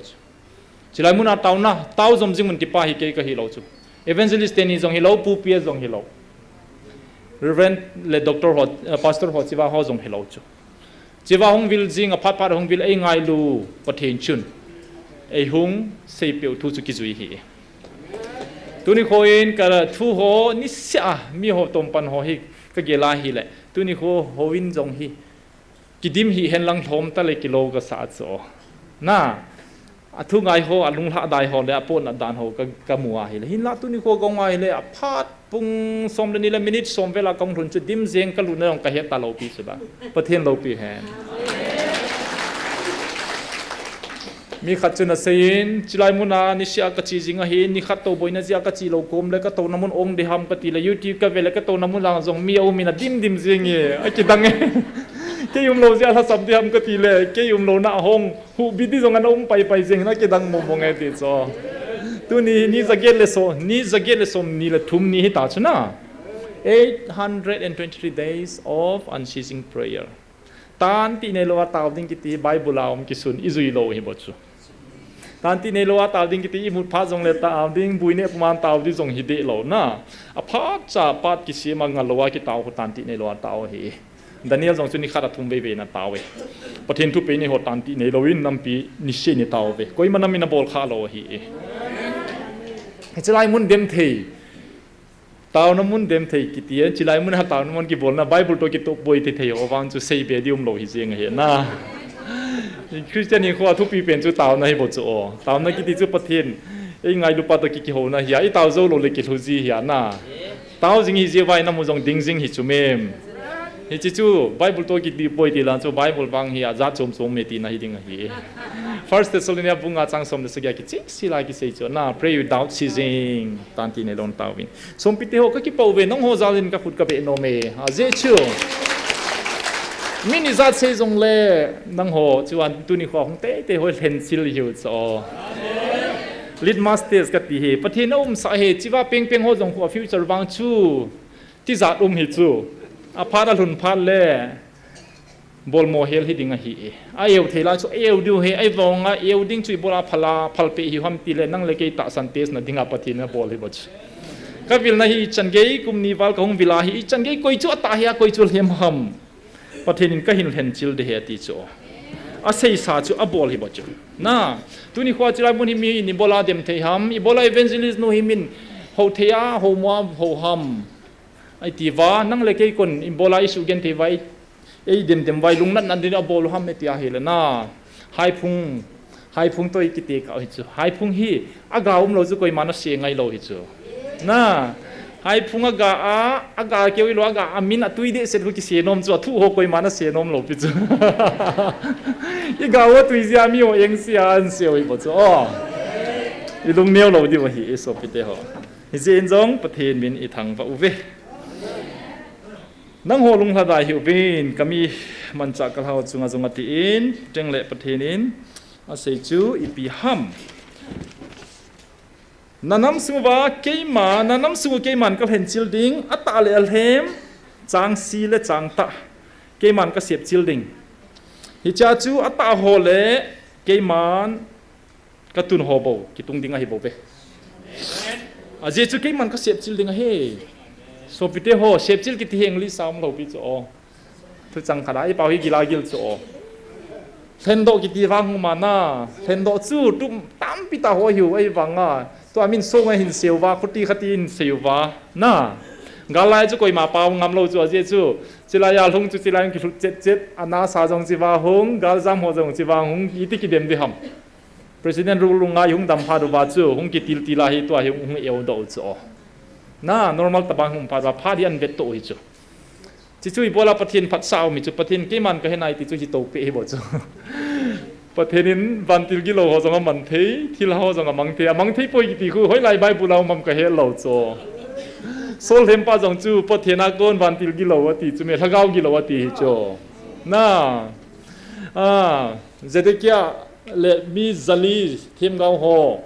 อาฮับอางาทุเซดิงากาเทียมทาหอลอยจงจูทอมหลังจูวันติลกิโลสุดเต็งเล่จบจงจูติมาเหียประเทศพัลนังเงินกิโลหิจูเมงอาทิตย์เดไบเบิลตัวกิโตปุยตินเสยเทียมกิลงงโปเตนั่นแหละเฮจิอาจูเห็นจิลาตุนิควาเห็นจิลเห็นดอลลาร์จงกิลเห็นจิลเสียจูน่าจางจงคูจางอีเดียนนิวเลยตุนิจางละลายตาอินเซวิตินน่าจางอีเดียนพาดูเลขาดินกิซาดาขาดินที่ไอคิวยาอาศิเลงโดโดจูน่า อาศิลแห่งดอกจูอาเทียงใต้ตะกิปัวอินิทุนพาเตนเลยกิพัวหงกิเฮียกิแห่งจิลกิที่คุณเห็นจิลสเต็ปนี้นะฮิโจเห็นจิลกิที่จะตัวนี้ควายหงโหมินจัดใช้จงเลยดิ้งน่าอันน่าหัวลอยเห็นจิลฮิเวที่โหตาชูประเทศนี้จิลายหงโหอาดิ้งอินประเทศบอกโปรมิสตัมปีบนว่าดิ้งเป็นจงเลยอัดคนนี้เกียร์ทุกคนจุนโลprice tak tak cui san dia we lung thadai pau te so piteo I bol di we bol phau we I pass we pathen min thang pau we kal hen namun hi keiman kawan tilte ka nga sa koi hi le hi chelai mun hung ta pau chu alung thima ki pa ding ke ya kon ta be a hi ti phot chet na a kal hen namun a hung ho wanoi min anei thelo ki pa na anei ya và mi tiền cái mai vợ chơi bằng ngà nắng hòn rồng này vợ chơi thấy đi vào he thì cái pan nó chưa vào nơi mi đang in này thấy pon alung kham abe dong hozo se hongun cái ya con in hin tui don ven cái man kal hen namun le các cô namun na hin hong kila ven hi che tui chu don ven lang kang pun te aton so da long jing ding hi che hin tui a hi bo ve April som ni le thom 2024 อาประเทศไอเสียเปียวเหนี่จะจุกการเห็นจิลดิ้งในเวจงไอตีเท้าเหตัวก็เสียจุจินิขวาพนโดทุจังเหสุปิเตโฮกลุงกินกลุงโดนนี่เลยจิไลกันทางไงยินกันนั่นโตก็ over stress part จิไลกับหงเหลูจินกระจังเสียจงของเท้าจินกลุงมนนักกินในที่จุนกับกิเลสเยสุปิเตโฮจิไลเท้ามันหิจงแรงกับพาดองกาจิกับทางไงสิจ้าเจจูจิไลหิวันติดเรื่องหิจุเมมจำเพลงเก่งกับฟิเลนะเฮโลเฮสุปิเทวนะลุงที่มาเฮแล้วก็เอากิโลอินนับบจิวจุเมมประเทศใจนุ่มอาจงโปกีโปสาวลุงกิมนายเปียวสเตรสโซเซจิไว้คุณนายเต่าชูวันที่คนนั้นโนโดบังจิงจุเมมกะโลโดจีจุเมมกะโลโดจีเฮจิไลที่ไลโดโดตะวาเฮแล้วก็เอากิโลอินฮาบบจิโตเฮสุปิเทวให้จิพัฒนาเสียจิไลมุนกัลเห็นไหนจิไลหุ่งวินาทีจูอีเวนต์ลิสต์นี้หุ่งกิตาวสาววินอติเฮลเซลปอนนั่งไงจัดเป็นตาวสาเทียวไอ้วันนั้นจำมาจงจิวปฏินิงาฮัลน่าหัดนักกีฬาน้องกีฬาที่นั่นจูปฏินั้นเห็นดอกจิไลมุนเห็นวันทิลเตก็งาสาติจูจิไลแล้วก็กิโลหัวปฏินิงไอ้เสียจูเอ้ยนี่มูเทโลปีจุละก็ยังมูปฏินมุขะนักคุณตุ้งปูองป่วยไบเบิลนั่นเสีย John chapter 1 verse 18 Gospel John บุ้งขัดจังสมเลกินนาจูปฏินคุยมานะมุขะป่วยฮิจงเล่ปฏินคริสตาวังอิมูวินอามาจูอามาปฏินตัวกินไอจ่าหิงคมพอนะเฮียตีจะออกมาจนกินได้ใจเตียโซนี่นะสิจุน่าประเทศนี้จังเกี่ยมูจุนป้ามูเอจิสุนะสิจุน่าไอ้วังอาจุออกมาจุประเทศนั้นฮิตีสินะจุสุปิเตโฮประเทศกุยมามูขปนฮิจงเล่มูเทโลอากิมูโตเทโฮนะสิจุจะวันที่เราเมนะพรูฟิจุลาจะหินสุปิเตโฮFebruary สมนี่ละคราจงสุประเทศจะสิฮิจุ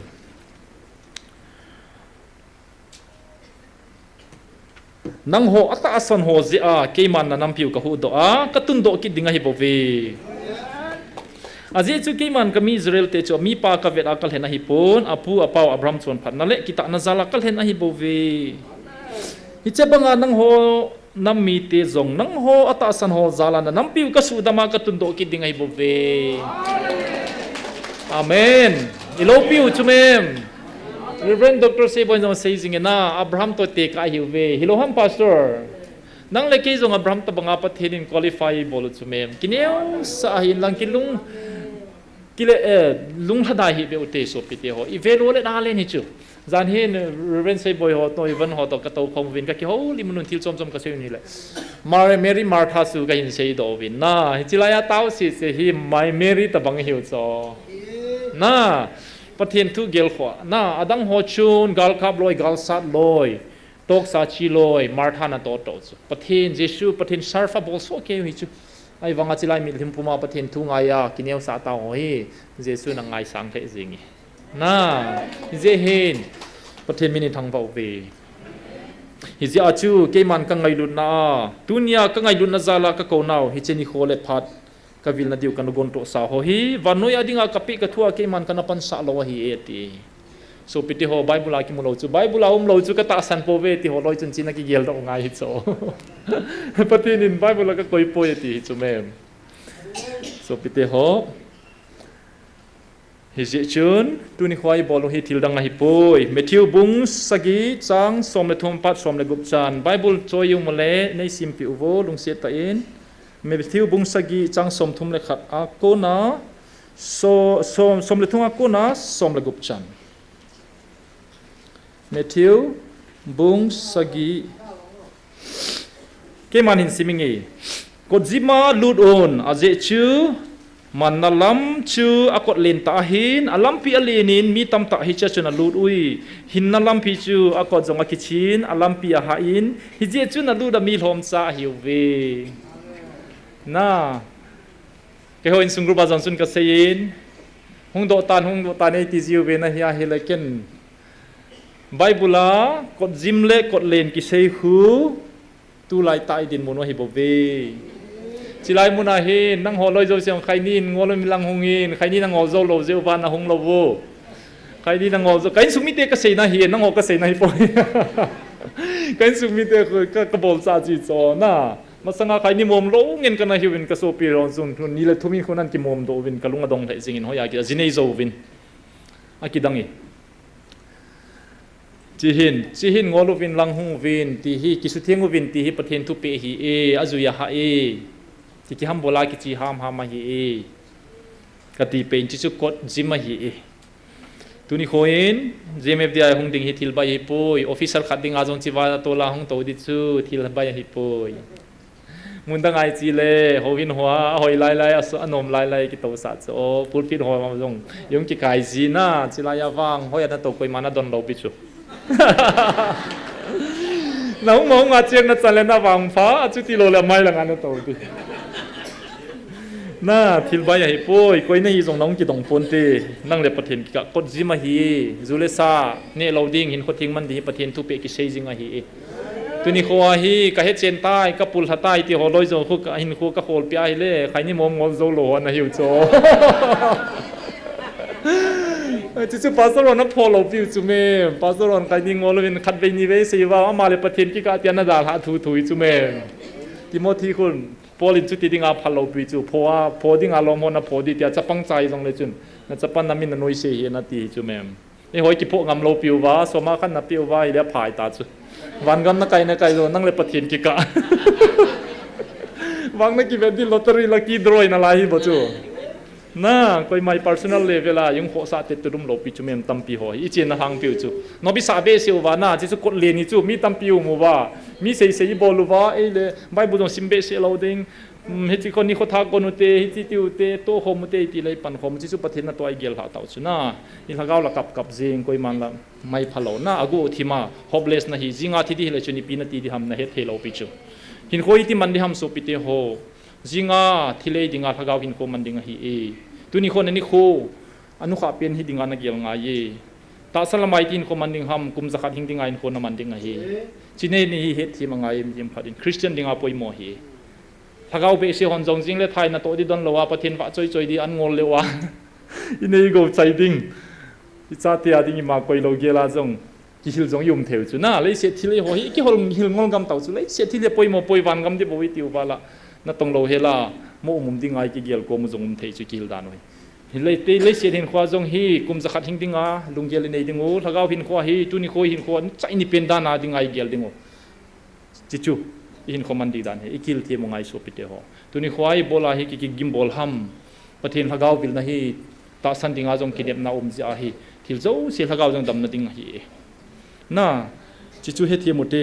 ลุกบงสมเลทุมจังสมนิลีนายปีเซียมไบเบิลนั้นจะอยู่ว่ามลุกบงสมเลทุมจังสมนิเล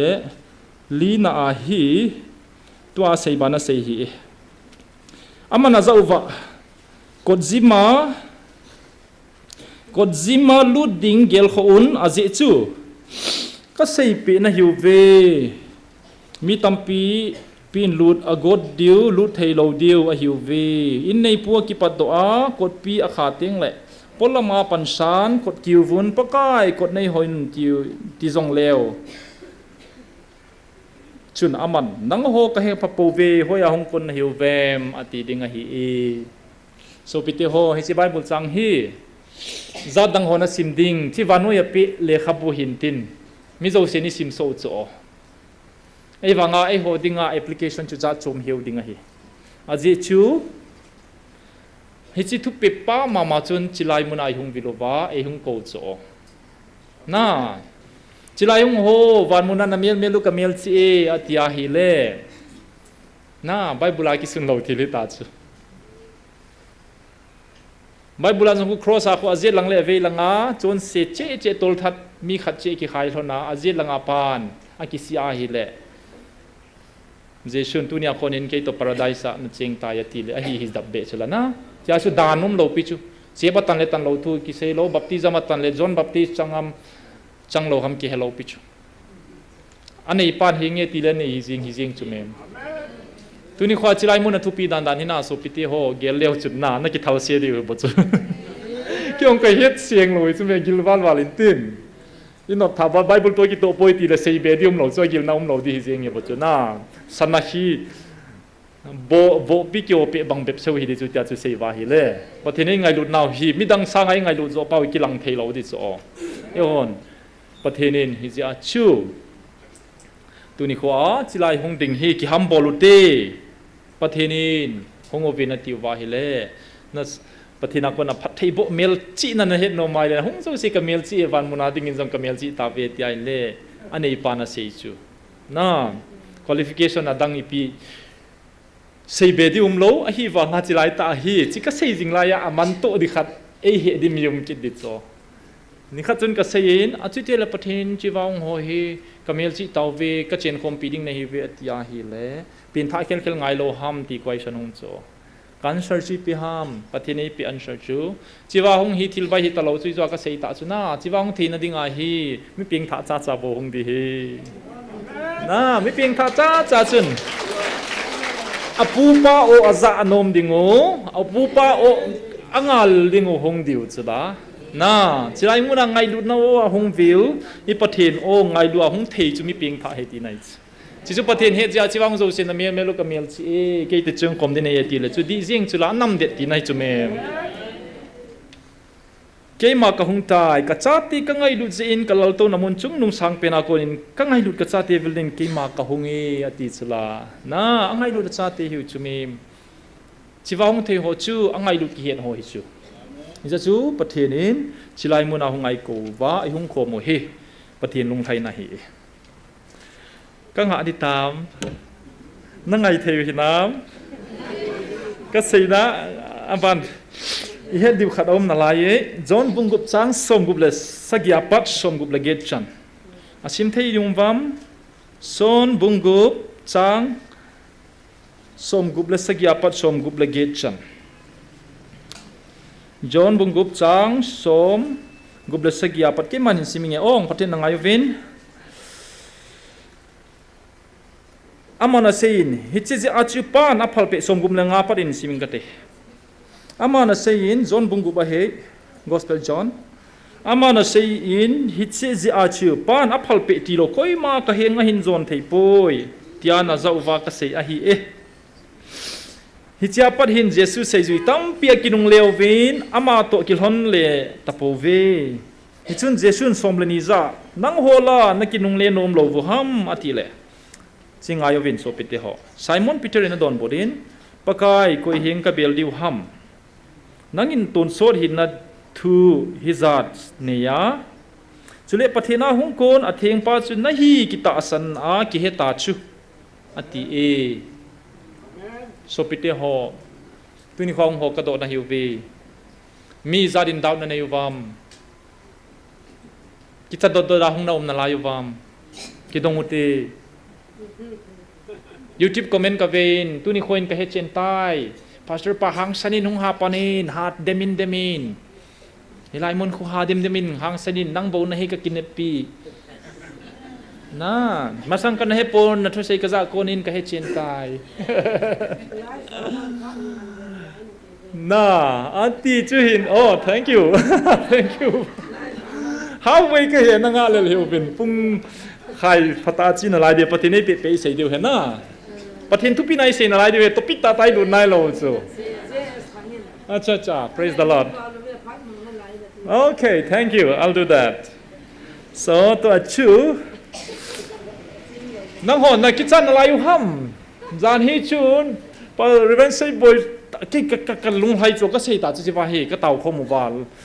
cái không man gì in cái đăng ta in cái operation đi zan khang cái operation đi khá trong số cancel là hin phát rong cái hin nên công hay luôn chập lại amon này nang ngau su ni rumai nang ngau hin pung ko mà khai pung som le khada chi đi pa chu pung som velen kan lung in hi le phát nom ta kamang không vin tu hấp sa sunga dinga chai mun ka pha pan nan hin line ka boy dan dan su cái sei vin le na reverend say doctor say boy na satan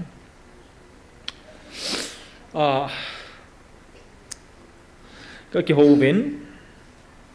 hi lẹ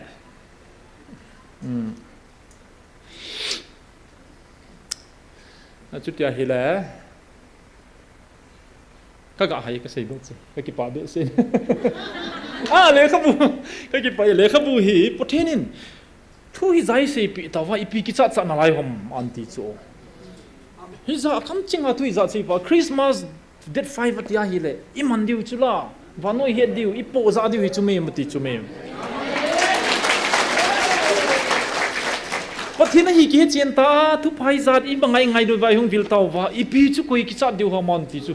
các kinh đốt chỗ Christmas tu giống rồi thêm phát introductory trailer cái gì đấy cho chạy nào lại năng ngã tao năng analysis nên tin cái lúc hay in aman lệ khai cái chơi chỗ bất thiên cái tàu cái đăng cái sao băng rồi cái độ gì chỗ ý thì là cái doctor khát chân bất thiên thu bất thiên viên thu hi compile cái theologian hi giao mà pastor hi giao mà hi có thieng hi giao mang cha apa cái hết tâm piu mà ý thì là cái bên ta hi chỉ bolding cái lung thi mà thu in say ham bola cái liền làm tí question cái bol gì cái thôm hậu chứ nó cái samon dòng này hết mấy thì hết na theological college nga gupin này yovin chỉ phải thằng out thu pono min research bol khát sa nong hiu về cái lung na dong về cái tí chỗ ipi mong chu na simwa mi sut sa sangin na sut chu na lung lai ham ken thil tha ka moi le aninga ka khol ji ka ji do research paper ka sut jing jing chu mem tu ne hi tu hung thani la thum zo phale chapang wat a khu na dim se sung kho ngom de chu ipc ham ka khol chai touch na ti se na jong chu khat ning ku ma jong chu tu kum bula jong chu le kha jong ka pe a na izo ka se drainage system i bol hoi lo jo wa na tho hon isu na dam si sa te ho na chỉ research bol ngay chỗ khang tôi nghe tili research đi chumem chỉ là hi kum ni val mi tao khom ta a Jesus Christ mina mi kisudama lagao bo zunga thanei na kiso a lagao bo no do honjong keima mi sudam honjong keima tha nan koima ka sudam khapoi tia e pawa se ya Jesus Nazareth Jesus mina ka bola he tia hangphonga YouTube wa se ya live wa ki muaza son jong hilowa nisi ami sang khatunyong sang khadival deu hin sang khatwal zanga pat working day sa zanga tivel nimi zagele som ni le thum kinga lowa taw ta ipiham na conscience a prig lowa head nom na kolum na nei lowa you are just wasting your time 4 years in theological college kate cho chi kanat challenging ka taw jing chu Reverend Dr. Puhi pathini nei pitan kalong hai zin ka hello tambi ken kama to thelo ka he thim lo ho jong manai sei sit pi cho theological background ke theologian ka hi lo chu mem pathen kalung kila he thim ka he thim lo chu ka do le he a hin sei ta learning ki pe to na anop dan to a hi theological college MPH student ha jang ei do va de he ji ta lo ei dem ji pha teng le Reverend Dr. sei boy khu thila ho nei so am ka ti le chip chet jiu ta chu sei tham dim ta lo chu scholar na ki saule mi doctorate ge tu lai Reverend doctorate ti ho jang khuna ana to phat mana doctorate ki pe tu tam piu mi chui lawan he di chu research bol lo na research je hello wa ki pa mana ki pe jong chu ki le hoi tho sa na nei jong da ki lo chu Reverend pa hin na sa da le kha thiam hin a english ma zo se jong an no pin na thila hi ki le patheni nei piu ve na pathenin pol khang lai jong chon theologian mi tampi le khathim tampium jong le khatbo na hlen cho na adem tampium jong le pathina mara ki mancha tampi ho chu amin ki phalo pi chu mem pathina man nom hi alhon hona hi ji poi ka ki pa e Reverend Puzalin amazon service munchom choma jong engagement ane ya jo jo se da ha chiwa pathina komna ki sana hi ka ki ho wen jan hi jon chun koi makwa chilai evangelist tenin koi mai ko point pathini lung sungwa thuin se hung so ke hi vena solam mi ching thum ho jong koi mana ko hi poi pathenin jesu wa chu mu sawa na e hot asi ti la asi khadi sau chu reven pun ei sei pe in jesus star na jesu asi kiti chu jesu asi ken ka sei be in ki khol thu le michael van di le mai the ka tin la chu chu na izo le in sei zap di chu atu pi thu gil tam pi he du na I he lo jong e hil dingu reven doctor fresh graduate fresh doctorate na brain jong sap na lai ma so se fresh thari pe kalung thai na chahi evangelist jong theocracy ki to english zil na ne ya na kan be jong theocracy ya ti to ppc ha theology tampia ki zil do he reven pu ko na he alo pe so pite ho hi chan pathenin thu ei vil nung wa hi koi ha manung chon dia nung chon nom na mu bam akisan lai no mu bam na za chat pin lai diu ham bible ki ti hi ka sei ven mi aman cha pathenin chilai jong simleu chin its sut ham jong a sei chu mem jeremy te chu mi kaman cha khat kal hen do zia thu ka sei pia ma chun mi ho sei son pe ji hi nang ho wang ka ngai dut thagawa ka cha ten hi je chun ke mata ko in ka o tain ka o pe ti chu dunia hi chi ka sei jingin ke hi compiler ka hi ke man ke nai ke su dai poi ka ti hi ka sei jinga hi ken credit ka la lo pi chu so pi te sum tong jong ka ho lo pi chu diu ka ha jing to 59000 diu printer ho nei su izo a gp number ka thum 8 thot ka type ka pi go chelle marak ti khat min hung ka thot ki rai na number hinam ti le a heu number 2 disu 3 hi na thot hi be nei ti kin garo ho sang di sat sang som nga ja chu kalung hanga ka nga sa ka thot nai lo ni tha le ka thot marana tha te hi chu hin ala na sum tong ki holai pon chi thu hi aki dan chu aki sei bang bang aki suni chu mem bible ki hi za so na pathenin thagau thing na lungkima mel chi na pe chu sut do hi chu hi ja chu zon sut to luk sut to matthew sut jong chu incident ke bang so ke doctor luk sut ho jong azu danu za chom aval chu aje chu za son thu ki sun chuna tunin keman kena hi pathin hagawin asei record ki bola audio record a apang banga ki sun chuna agil na sei jiong lo chu copy sang thum le zaget a ki print out ta in to hi za khatvel vo wa dai tai khonung le in hol diu he koi ma copy nom lo he chi chu he so pite ho agil nine he dingo to a hi adem dem ho jong na ki he diu he na sei yu chu na sei do chu na nung la do thei lo hi chu a sei go nom jong le kinga oven chilai mun dem go le sei go ho chu english version hung so di hi chu vanoi na in sim di chu vanoi question na hin bolding hi chu christmas in mandi hi chu min question na hin bold hi chu na sadi hi chu vanoi na hin heading hi chu na vanoya kum centuries sang ni thing de jesu hi 204 bc jesu hi 4 bc a penga ki sei a hi in a hi ai le kum sang ni wal hi christmas hi 25 ni a ki mang khu pata research boile theory niomin adang dang zongomin pagan system christian abulang early christian holoi chun missionary abul langa early christian apostles holoi chun pagan system pagan bilim ho pathen het lo ho thu zo na dinga amo festival ni kho khat aman jing pau chu aman hu wa hi chu christmas dana le pe do he philosophical diplomatic move ana hi e jesu christa pe ni ko hi poi kiti hi kinil na be hi e abang loin march in amang win february mangin abang loin haptani sunga mangobi ani kho ki hello hi na ani kho he sun chu koi madang ampon thagawa ade lena nammite ko ma thugu ase hi chu igil naw he thugu he izole ka sim do ama kam jang ta kan sim do ding he chi chu ke sei son hi chu na hi chi ta banga chu bible ki sun hi chu izole ka chai phale ama sei bamba ka hin sei di chu aki khian na na bet dius bible sanga gilzo he tileng eidem na tam deu hi chu ahi wanga na e miti adinga ha gila hi na ya nam wang pa hi naw hi athupi na chi chu he so pite ho khat ve ding ote pathian lo pi nai sei deu he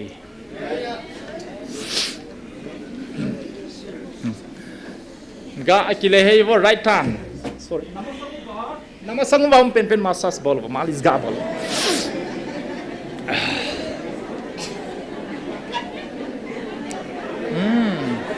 pasal hon wang nu mei tham khai bel bo mo kapo zo lo de alang khat left side nabat ki sau vo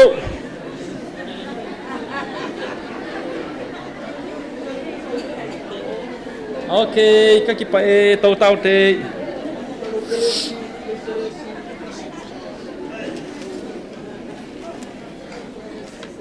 tu ni khwa hi chilai muna itau khomule pathin lagau vilna pomnom lo le ki het mo sale dem hon aboi piu chu bible bo se boi pi holoi sun god of the bible god in the bible aboi piu hi thil ni english paw hon he diu hi god of the bible to god in the bible kiti hi akibang ahi wanga ei ma ding aki hi ila dan dong zuya ila dia hi le ki wang pha ila ki lai le wang se ki ding hi god in the bible ta san oloi chun bible hi pathen ne anei holoi chun bible la veduwa akisun lo se chu azaw lo se chu pathen bol dinga ta san thei lo hi amodinga chu pathen chu limit nei pathen hi tai hinla kei tabang nang le kei tabang pathen bible sut sa pa anei pa pathen chun izakaya bol thei ita asan chana chu anna to ya ding alin che hi tuni khwa hi ke living proof ka hi so pite ho ha samna tampi ka ne ye kaneu la ya ka vai cha da no chu nang ho chi da tunia hung lo la vai cha pen sa ka vai chat mai theu hi kya sei da he nei noi se vinati ka za a cha poi ka se hi tu ta hi in la pathen ka ta san pa hi izakai bol thei hi ka ta san ka ki tu cha jing hi tuni khoin pathenin kadei kapoi mozo se petai pathemin ka thang vai a hau sat zala hi ka pat wang hi poi zong le ta san neu cha ka nai chu pathin pathei bo hi chi vevo namu theiwam chi pi ham til khat ka hin suni diagram drawing thiam wang kai poi i pi hin tina tiwa ni sa namu theiwam anung langa hon namu wam i pi hin tina tiwam nu te ho ha lấy xiết sa mầm lấy xiết sa ni sa silang la pa te ho asan hi lấy xiết hi san mong hinam lấy xiết hi san sa diu tam adi ni sa full mark chiwa hi la lấy xiết chuna na ki khena sa uwa ale question na dong ve nge ni sa hi lei siat sanga ichana le nam itia le nam na hedwa lei siat sanga hi chiwa hi jong ki to chet lo mai thei izara le nin tena tiwa ka hi sap teu ha le da le na he adi pas mang nam poi in say vo zakat le 109 times nisahi leishit sanga 109 times ade na hi na ale nisahi ipiham adi ta chu nisahi asi hi english power star he is one of the stars na ale asi hi nisa sanga lenzo tampio main nisa sanga new zo zangau main ahi lawangai e ho nisahi asi la average star he kiti chu anai penjong hi chutia hi le asi hi tabang asi tam pi ho khom na chui pi kitiam a henom wam science student galaxy na samsung galaxy na tiu cho non galaxy na ti wa jang mi min na hi sa mai theu chu galaxy ti pa le asi lom ho ki khol khom na group of stars na asi tam pi khom kho galaxy ki ti chu chutia hi le scientist on a holoven hi tabang asi khomna galaxy chu tam pi he ti chu tam pi au me ti chu a het siang lo piu chi ho la khu e ho zong galaxy khadau mi hiu ve e ho galaxy min chu milky way ya tiu ve milky way ti ve na ani ka sei pung ka te ka sei nom chu e ho galaxy a hi asi zat umam ti question a he no mowam scientists on a holdung zia hi 100 to 200 billion stars atiu chu si zakhat au me ati lo chu 100 and 200 billion stars e ho galaxy mai maya hepu ko ma chin jong ka dongin hepu million billion e pawai pi ham katile som zakhat sangkhat a hinti na nil zanil nil som nil za a chaina chu taima taima gi chai taima ti le a ban sei dim lo a sei jem lo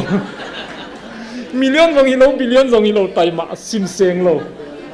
pau jong het zo talo na a sei jem lo telma sorry telma sim thei talo ti nai chu na sim seng lo ti nai zo telma na achuti aile so pite ho ibola chika sei ham e ho galaxy mai maya chu 100 to 200 billion stars ati chu hita bangalin a si hi telma azad au me ti ta chui pawa telma zakat apat zani chanau me ti chu tam dan chu hoi sim ham pathin sim na ata san zo se na khutung vo pathin lo pi hen nisa ko na leise da gamla dan chu torsa I khwa hi le silaya haupu kholeng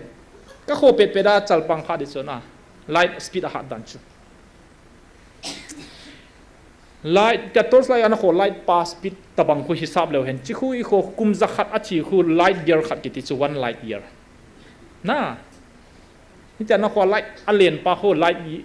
kum khat sung alien na apha chan khu a distance pa kho light year ki ti asi tiai de nisa ko na leise gamla dan chu kumli le ki light years 8 minutes 17 ati sorry tia light hi nisa ko na e ho ka ong hun na dinga hi kumli le nisom ni le ni lu de scientist an sei tia light ka kho pa hi light nisa tu ni nisa chilain kho hi kumli ma sanga hong ki pani chu to light e hoin kho kha chet pa hi agam la dan chu na ni chi zo se chu koi sem ham hoya ki sunam ha bible ki sunam ho ki sunlo Psalm number 24 verse 1 ipiti ki sunam in say vale a hen na wam leise le asunga thil umzo se pakai sem a he na so pite ho ipathenwa thupi dan izakai bol thai hi dan na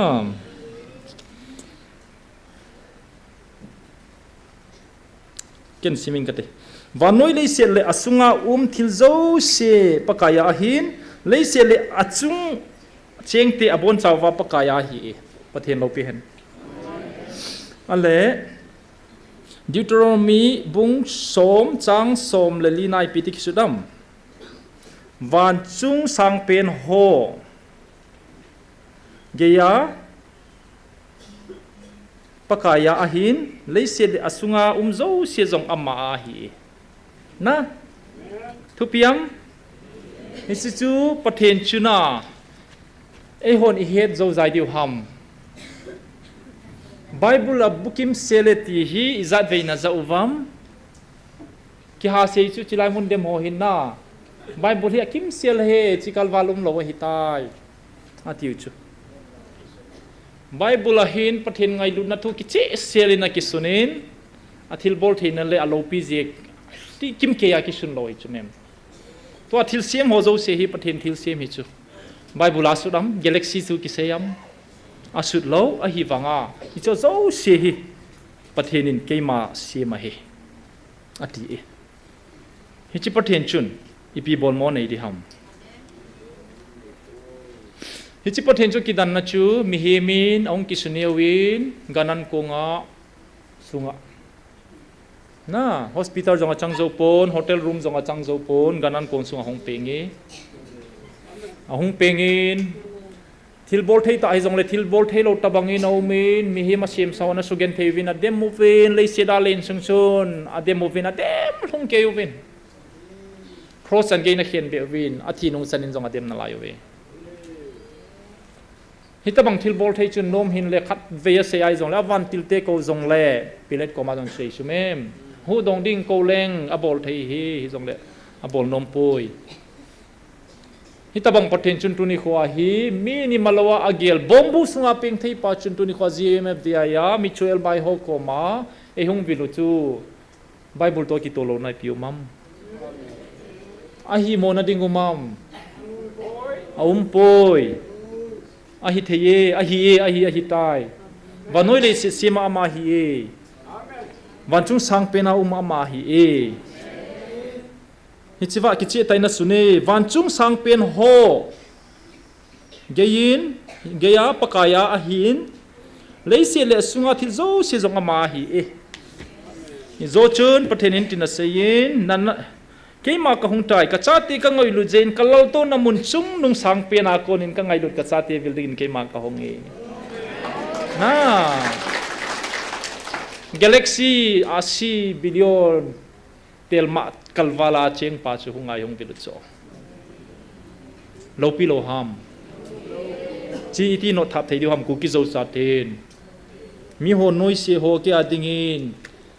na lo pi ve hung ti ho chu i ti pai ha thei mong mong deu ham modi nong sei kham min na noi siu jong le ken na ho ka din pi win ka hin lung se lu ve ti lo chu mem wa noi le sit sem pa hunga mi ho ding i ma cha hi jong le jin ki adingin na lo pi ve ti chu mem hi chu ia ti lana not thap thei ham theologian hon pastor evangelist on chu hi lo ham hin piu i taw lo chu chi hi lo ham ipi ti le taw na ni ho sul hat set na ding al ha thai ding a ki salal na hi ham wang si chung nung pen na hi diwa hi so pite ho ke si them wang ai poi ke tha samna ding ka hi e kain ko kanung vet dong le kilet sa pi lo ding thil tam pi ha samna ka nei e chiwa mo zo se ha samna nei yen kai ve jong le chiwa hung vil pa hi ko hi holo vin ke ho nei boi pi vin ka ti hi so pite ho pha iman san gen thei sot be se fa doctor ka hi in mi sa teu gen thei na hi grassroots level a ka het he sumne pai nei talo pi chu mem anai tu ni ha jong le anai operation tu ka tu se zo le pung tum khai operation ni ka nei na lai pathin ni na sana jong chu ka pan ngai hi ka bol ole a chi na dium lo he ni sia ju ka routine he bo ve ka nam na to na ka pathin ni ngan si na ka bol ding he nangon pathin nangan si nau chui pi ham chilai mun dem di wang nangan se hi be un te chi de ding nan ngan se hi be un te thildang wang ka he poi ki gel phau win na bai gi mau win so pite ho pha ti khel gon hi tai mo hin hin poti so pite ho dunia ngai du zala ka ko nau hi cheni khole phat ka vil na diu kana gon to sa hoi vanoi adinga ka pi ka thua ke man kana pan sa lo hi bible ka koi poi vanoi le si sim pana no ba koi den no ba koi lo thei hi chula hello ham koi ham e ho judge ding anapan saling tunia vanoya namdang chidang te hon engsia namtin vai pinang ho dodinga ki sading a hi zia ke man kana pan sa lo he ti sula thildi hilo ham logical hi chumem atutia hi le so pite ho hong ki sem phau ven tunin nalung tu bu gam tum na peoleng na nge na diu ke ne yel pha lo de ti jong le thildi hi chula i society wa ki khir na mom lo pia revival lo pia hi cho lo hi gam tu me pi wa ki tha gam hi diu ham pathen ngai lu namong mom lo pi chula nam lam kai hoi lang salang thang lang jong ki khenjing na la yu chula pathen a pe di par ready ho ready lo pi chula hi ja achu ke ma ka ngai lut na ka vil na diu thu hi vanoi adinga ka pe ka thua kana sel gu hi bo ve ana koi lo ke man na mo na ho na chon sen nau wa konin kana ko vin ana su leming ting ana vo jong leng gala se hi pathen ko na su gim na hi e hu vin ki ho to ute na chon sen naw ito bang jong le ke man ka dam sa ki dinga hi e inta bang ngai lut pathen ni ko chula inot thap diu ham hi ja chu ke man anasulem jong leng namahaum jong le ka ko ma hung vin ke man na sudam ki roving ting nang ho na chon sen naw sandup jesu jong le bu bang banga ka ban sa ki dinga hi e chi chu bible thu hi chula hoi la ya ki sunam na chon sen naw ti sambang sandup jong jesu jong le ti sang som lagi adi e isaya bung khat sang som lagi khube piute bible jang hi lungchi nai ki koi deu he so pite ho mo sim sim lo de he chi chi nai man deu he na hi chi chu he pathenin hi chi he ho dingai gel ko so pite ho nang hol a mi ching mi them koi ham na ma sang deu mu thei le het thei na sei thei i mu wam he pu na het mi ching chi na he thei le sei thei koi man om po ve pathe na sei ye a hin la hing jing ha chung nu na pathe nu ke man na masangu wa hung ding na phat thei na diu le tu nia ka tun do dinga kana ki tep na sa zong na hen masang pi wa ke man kana tun sa hi bo ve pathe lo pi hen so pite ho pathe na hung ding au me ki he du te pathe na hung ding au me hopeless thei hi po ve a je chu tu nia hi nang hon na zaw hin la ke ya ding in tu ni khole ka ki tep na ni kho chu ki bang a hi bo ve a je chu ke dinga ni khat hi nang ho dinga ni sang khat ta bang hin aton sot jong hi ke a dinga ni khat ta bang hi bo ve ja chu tu nia ka tun do na thu na zau hi ka kitep na ni kho to chun tha khat a hi bo ve eon kum sang kha jesu pen matang le set ki sem ti li ti jong pathenin tu nia se hi ama dinga ni khat ta bang hi ta bang pathen chui chula a si khuza nei pa sem pa pathen chula di hilo ham Psalm number som ko chang lina sunin Peter bungni chang thum Peter thoni bung thum chang ke na jong sune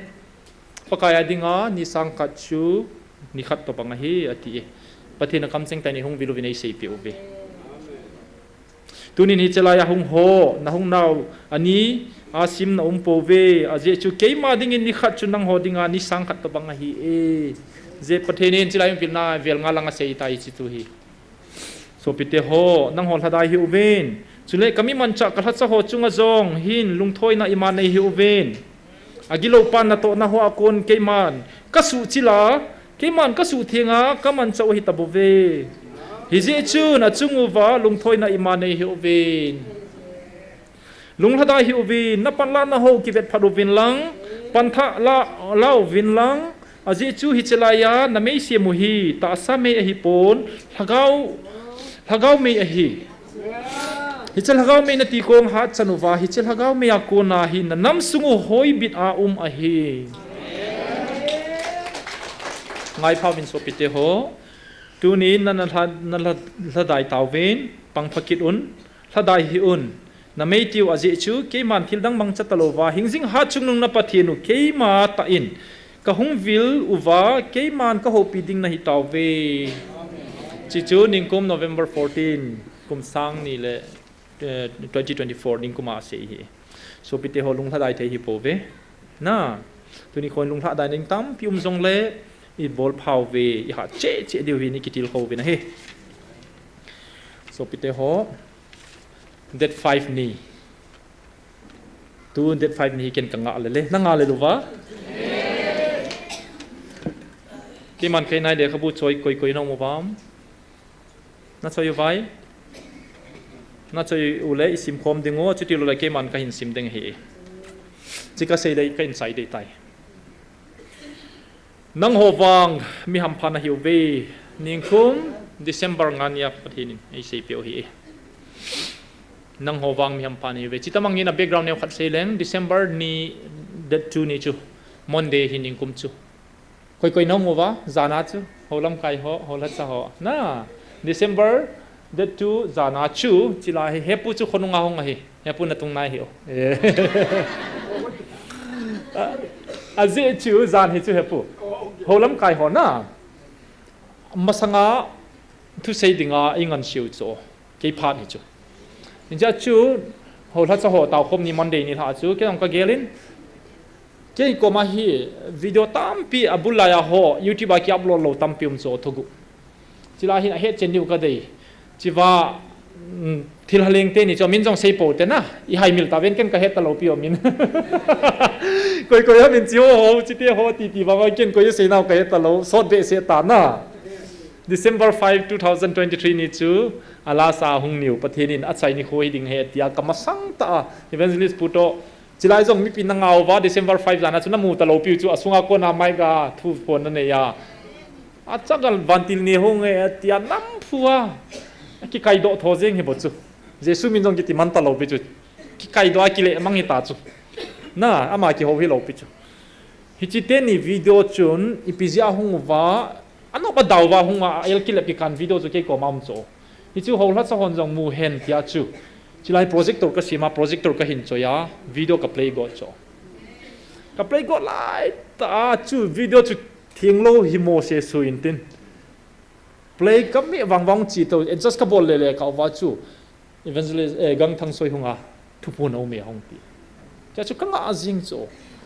a chu ka gelin ipisi a chu jing ham thu pon chu ma sanga chu ka hong dia ni kho tep ji cho chinya chum ta lo dai ka hong jing cha chu pathen lagawin thu hin sei nunga pupi so mi ho chi jana don chu ki dim set jeng chu la ki ko jong hi lo ho la chaw mo bo di hi a chu video ka play di je jong hi mai te mi dim jeng na ni cha chu pathen lagaw hunga thu hong sei pe chi sunga chu ka sei chu pathen ipga hi ti thil jeng ham ko ti ka lung ge la chi lai mo hi mun theng hin chi te ni min pha na ding le a video play ne ka phal ta po ya ti kena mani video ka play got aji chu khat pa jong chu a chen namun mambaya om namun 11 ta ke jong ke mata ka chi cho ka cha chu ka feel nok ka sa lo ka loi nu to ka jin 2014 lang pe ta kho phasil sel no ma rabian sia boarding kan obja chu pung khaivel ki towa island a chu ki cheng ama cheng hi chu island a khona nilha le pungli kalwal ki thailo chu pungli khal chu mi zo sen no do jing chu pu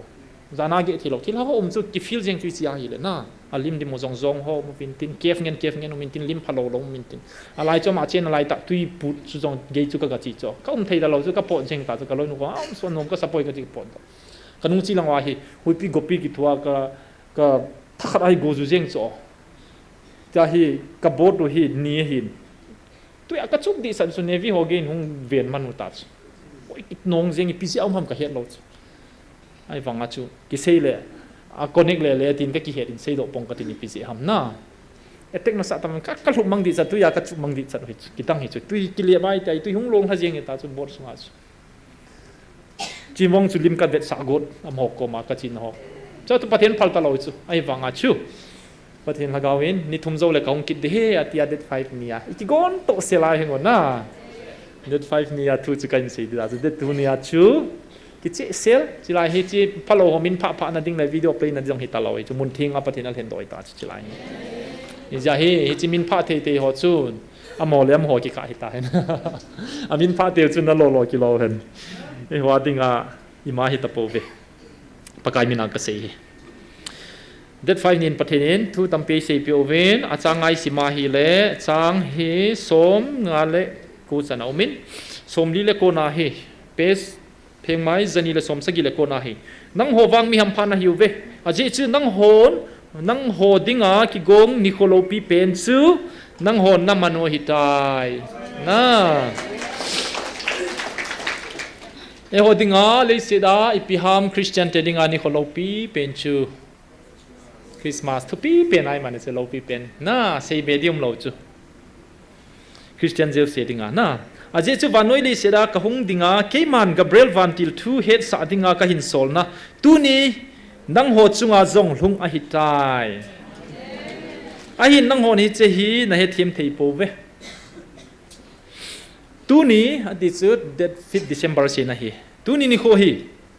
keiman nang ho ta sa ka hung vil naw ni kho chu a hi pathen lo pi hen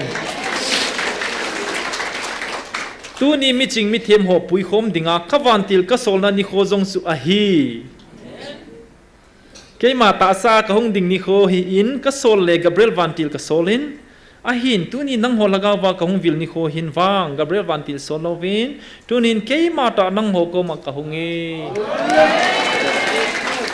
praise the Lord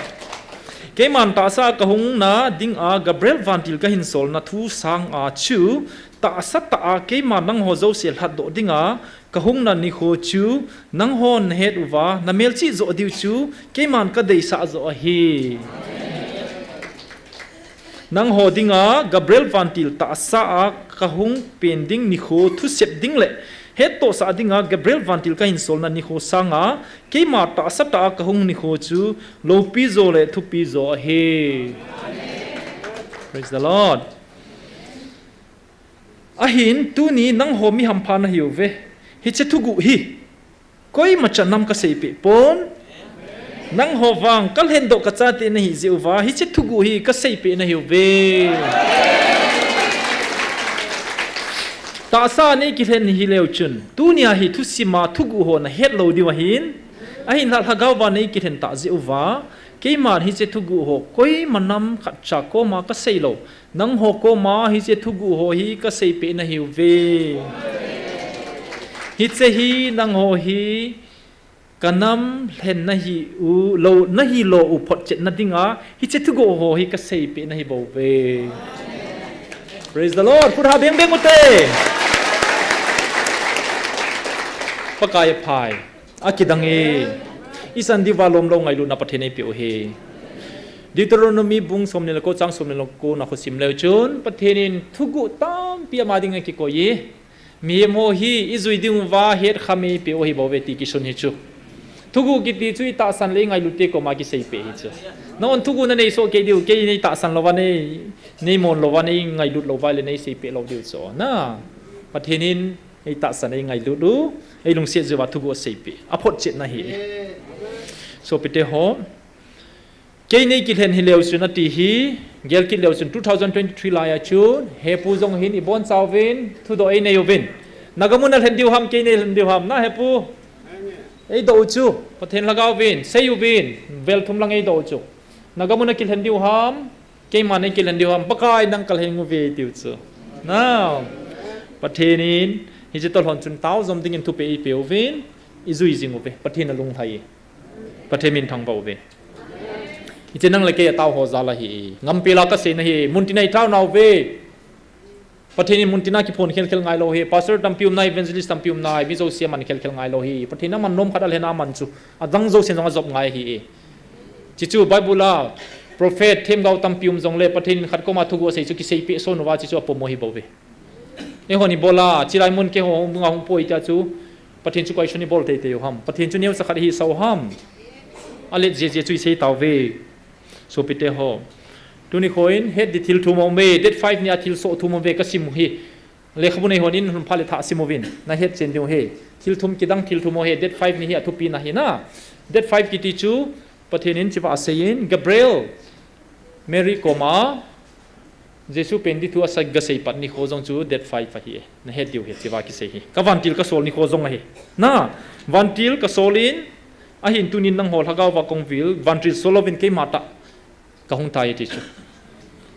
on ka sei jingin pathenin tuni kho hi som nga ve wal tambi se ta kyang ani khochet ka het ta lo chu pastor thangye to ka ki nel hon ngai ve ta ka record chu na pathin hagaw vil na hi som nga lang thing he ta chu som nga ve lang khang hung chi di phating le itui cha te no khang son ten hi pathin lin vel ni vel thumbo hung vil dana ki gel deu ta chu tu ki sei ho hi na ja hi Mary koma hi that 5 nia chu Gabriel vantidin thagau thinga naw na pop de ti chu Mary hingi ka ki pai ti ya ki chom pai lo pi chu kidang na sa chu hung ki gel ta dinge ti dis bible am lo wi chu je chun thilchi dani pe na hi la na Moses jong chu khat ve bo me ko wa pathin to ki hoda nai se hin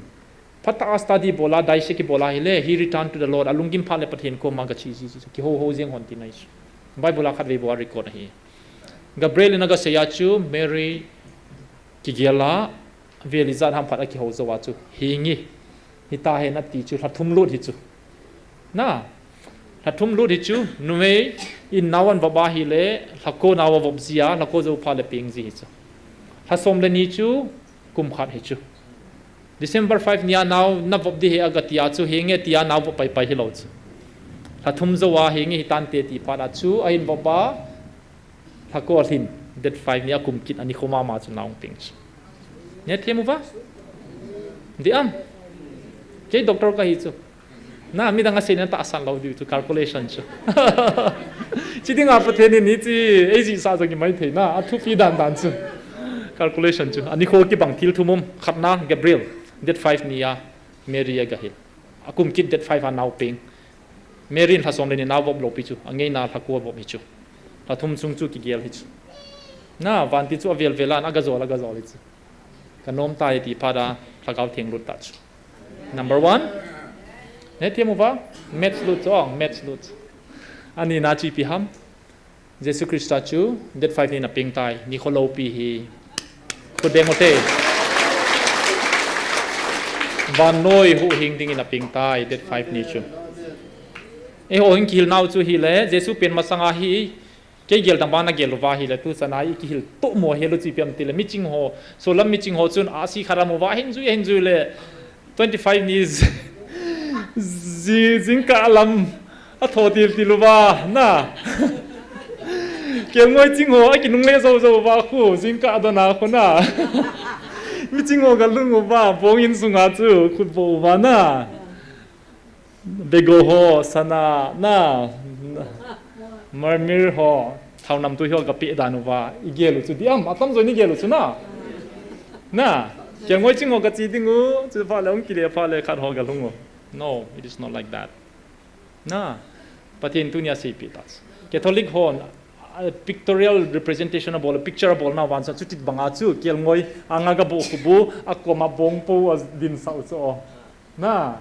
ai banga pathin tu boi hi chen pau chu agil dan chu ve to chu ai sei ta chu hi chen ni khoma ma Jesu apen ni khoma ma chu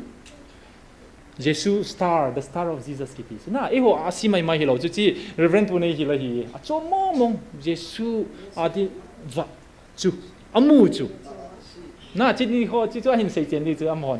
Christmas ni họ tiếng lẽ chỉ họ hình xây được kiến trial cả trailer cả hình xây bộ chứ if ham chỉ just start to revenge phun cái xây trên ta vậy chỉ cho âm mù riêng của bắt thiên hết gil na lung thi ma piu và azui riêng của chỗ họ khát acheng không và hung dòng hiểu chứ hung cái zui và hung cái zui lu và Herod công gal hung chỗ na nè thêm một chỉ cho hi Herod công atu sima sayu astar mu pat ho wa saya hi la chun Herod hung cái gel ta chu Asutia hile amu paniu to kahisaba hile kumni to banghitan te titas na amu hiti langa hi train lo flight ticket lo cho na camel na sangong sanga ang to wa olo lang ki hot le chu khatzung je pa chu India mi he tiu chu chu hintin khachu Arabian mi Arab mi he ki ti chu style thing je chu na mi thum hiu chu mo chom chang ki su to wa chu olo lang chu kumiza da hin zo dui tam hisab tang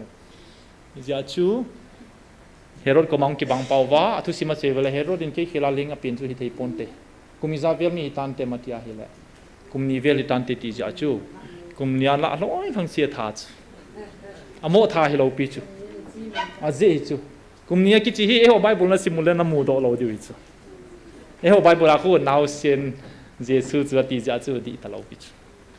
na English version a chú isim diu chú. English version I pi sunam Matthew valuation na pathinin kiche selai se piu he and they saw the young child Jesus with their mother at this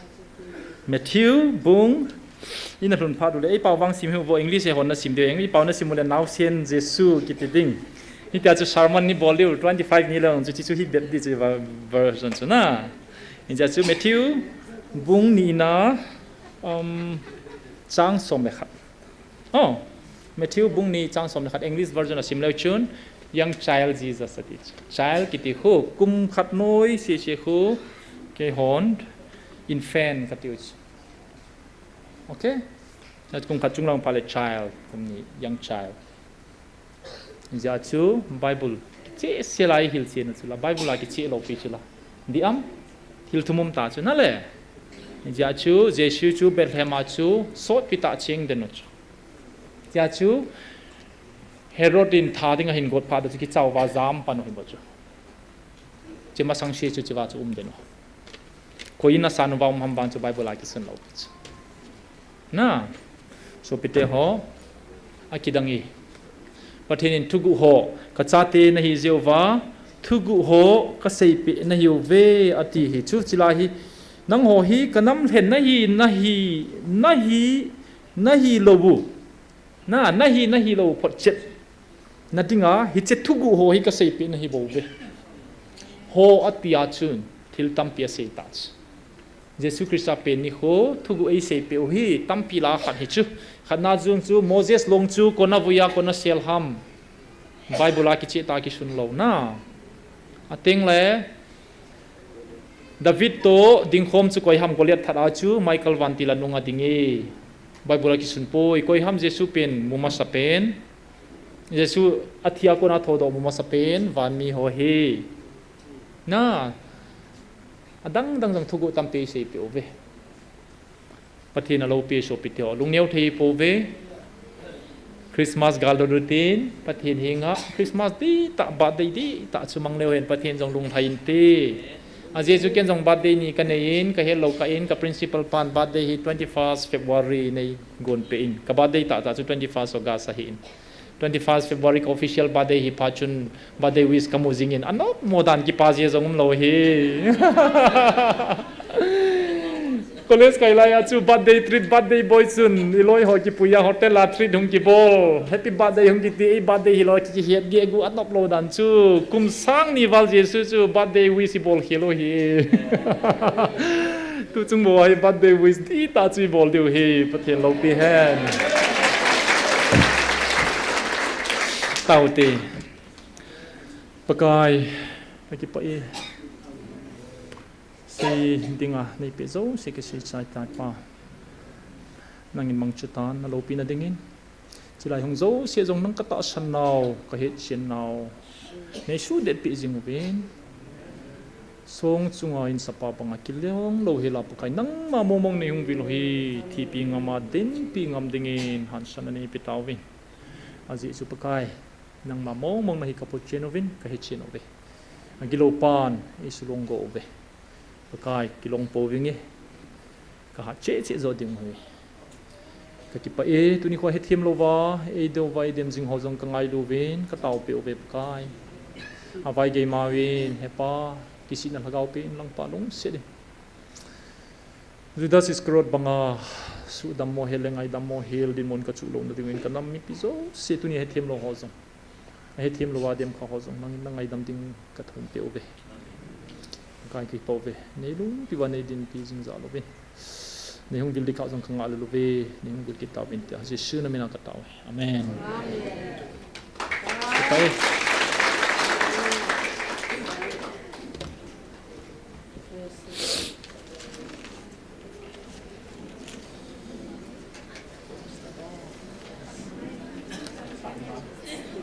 Hallelujah. Doctor pu online or live comment khat kan sim do nomen kangai chim thei poi pathian chi na thip na napi ama lo pi phon do na naman mi wang phapen na hi e pathian jong lung hai mo mong in te ku ki chapa ka hin ki thang at pi chu live comment khat kan sim do en ni khudang le ilhom ji ji uchun ajo evangelist nan phon do ong thong din diet 5 ni khole an ko so kham deu hin Christmas i man deu to lonin i family yo siu to ni ki khop deu so ni ki khop deu i khop chai phal ani ne deu ne chai phal le ni ha ki khop in nei ke deu he so let date 4 ni jong le kai khom nam ding he chi chu chom lama he diwa kan phon do hin tin ni bon chan ani ding do tin evangelist noin mi pi ki khan do the na divin aman taw na hin tin azwa kan se bangin koi tabang apang nom ho mai lang khun get lang khun lam kai ho to vin cha ho inji divin kan het se tuna in get langa min ji ho chu phat the chang te te diu he o ka ki pa ve pakai ka pha no apana pan a chai chan nei poi uba na la cha pa na din pia na thugu na thugil ka ngai chim thei povin ka chim thei pove no me pa angai phajo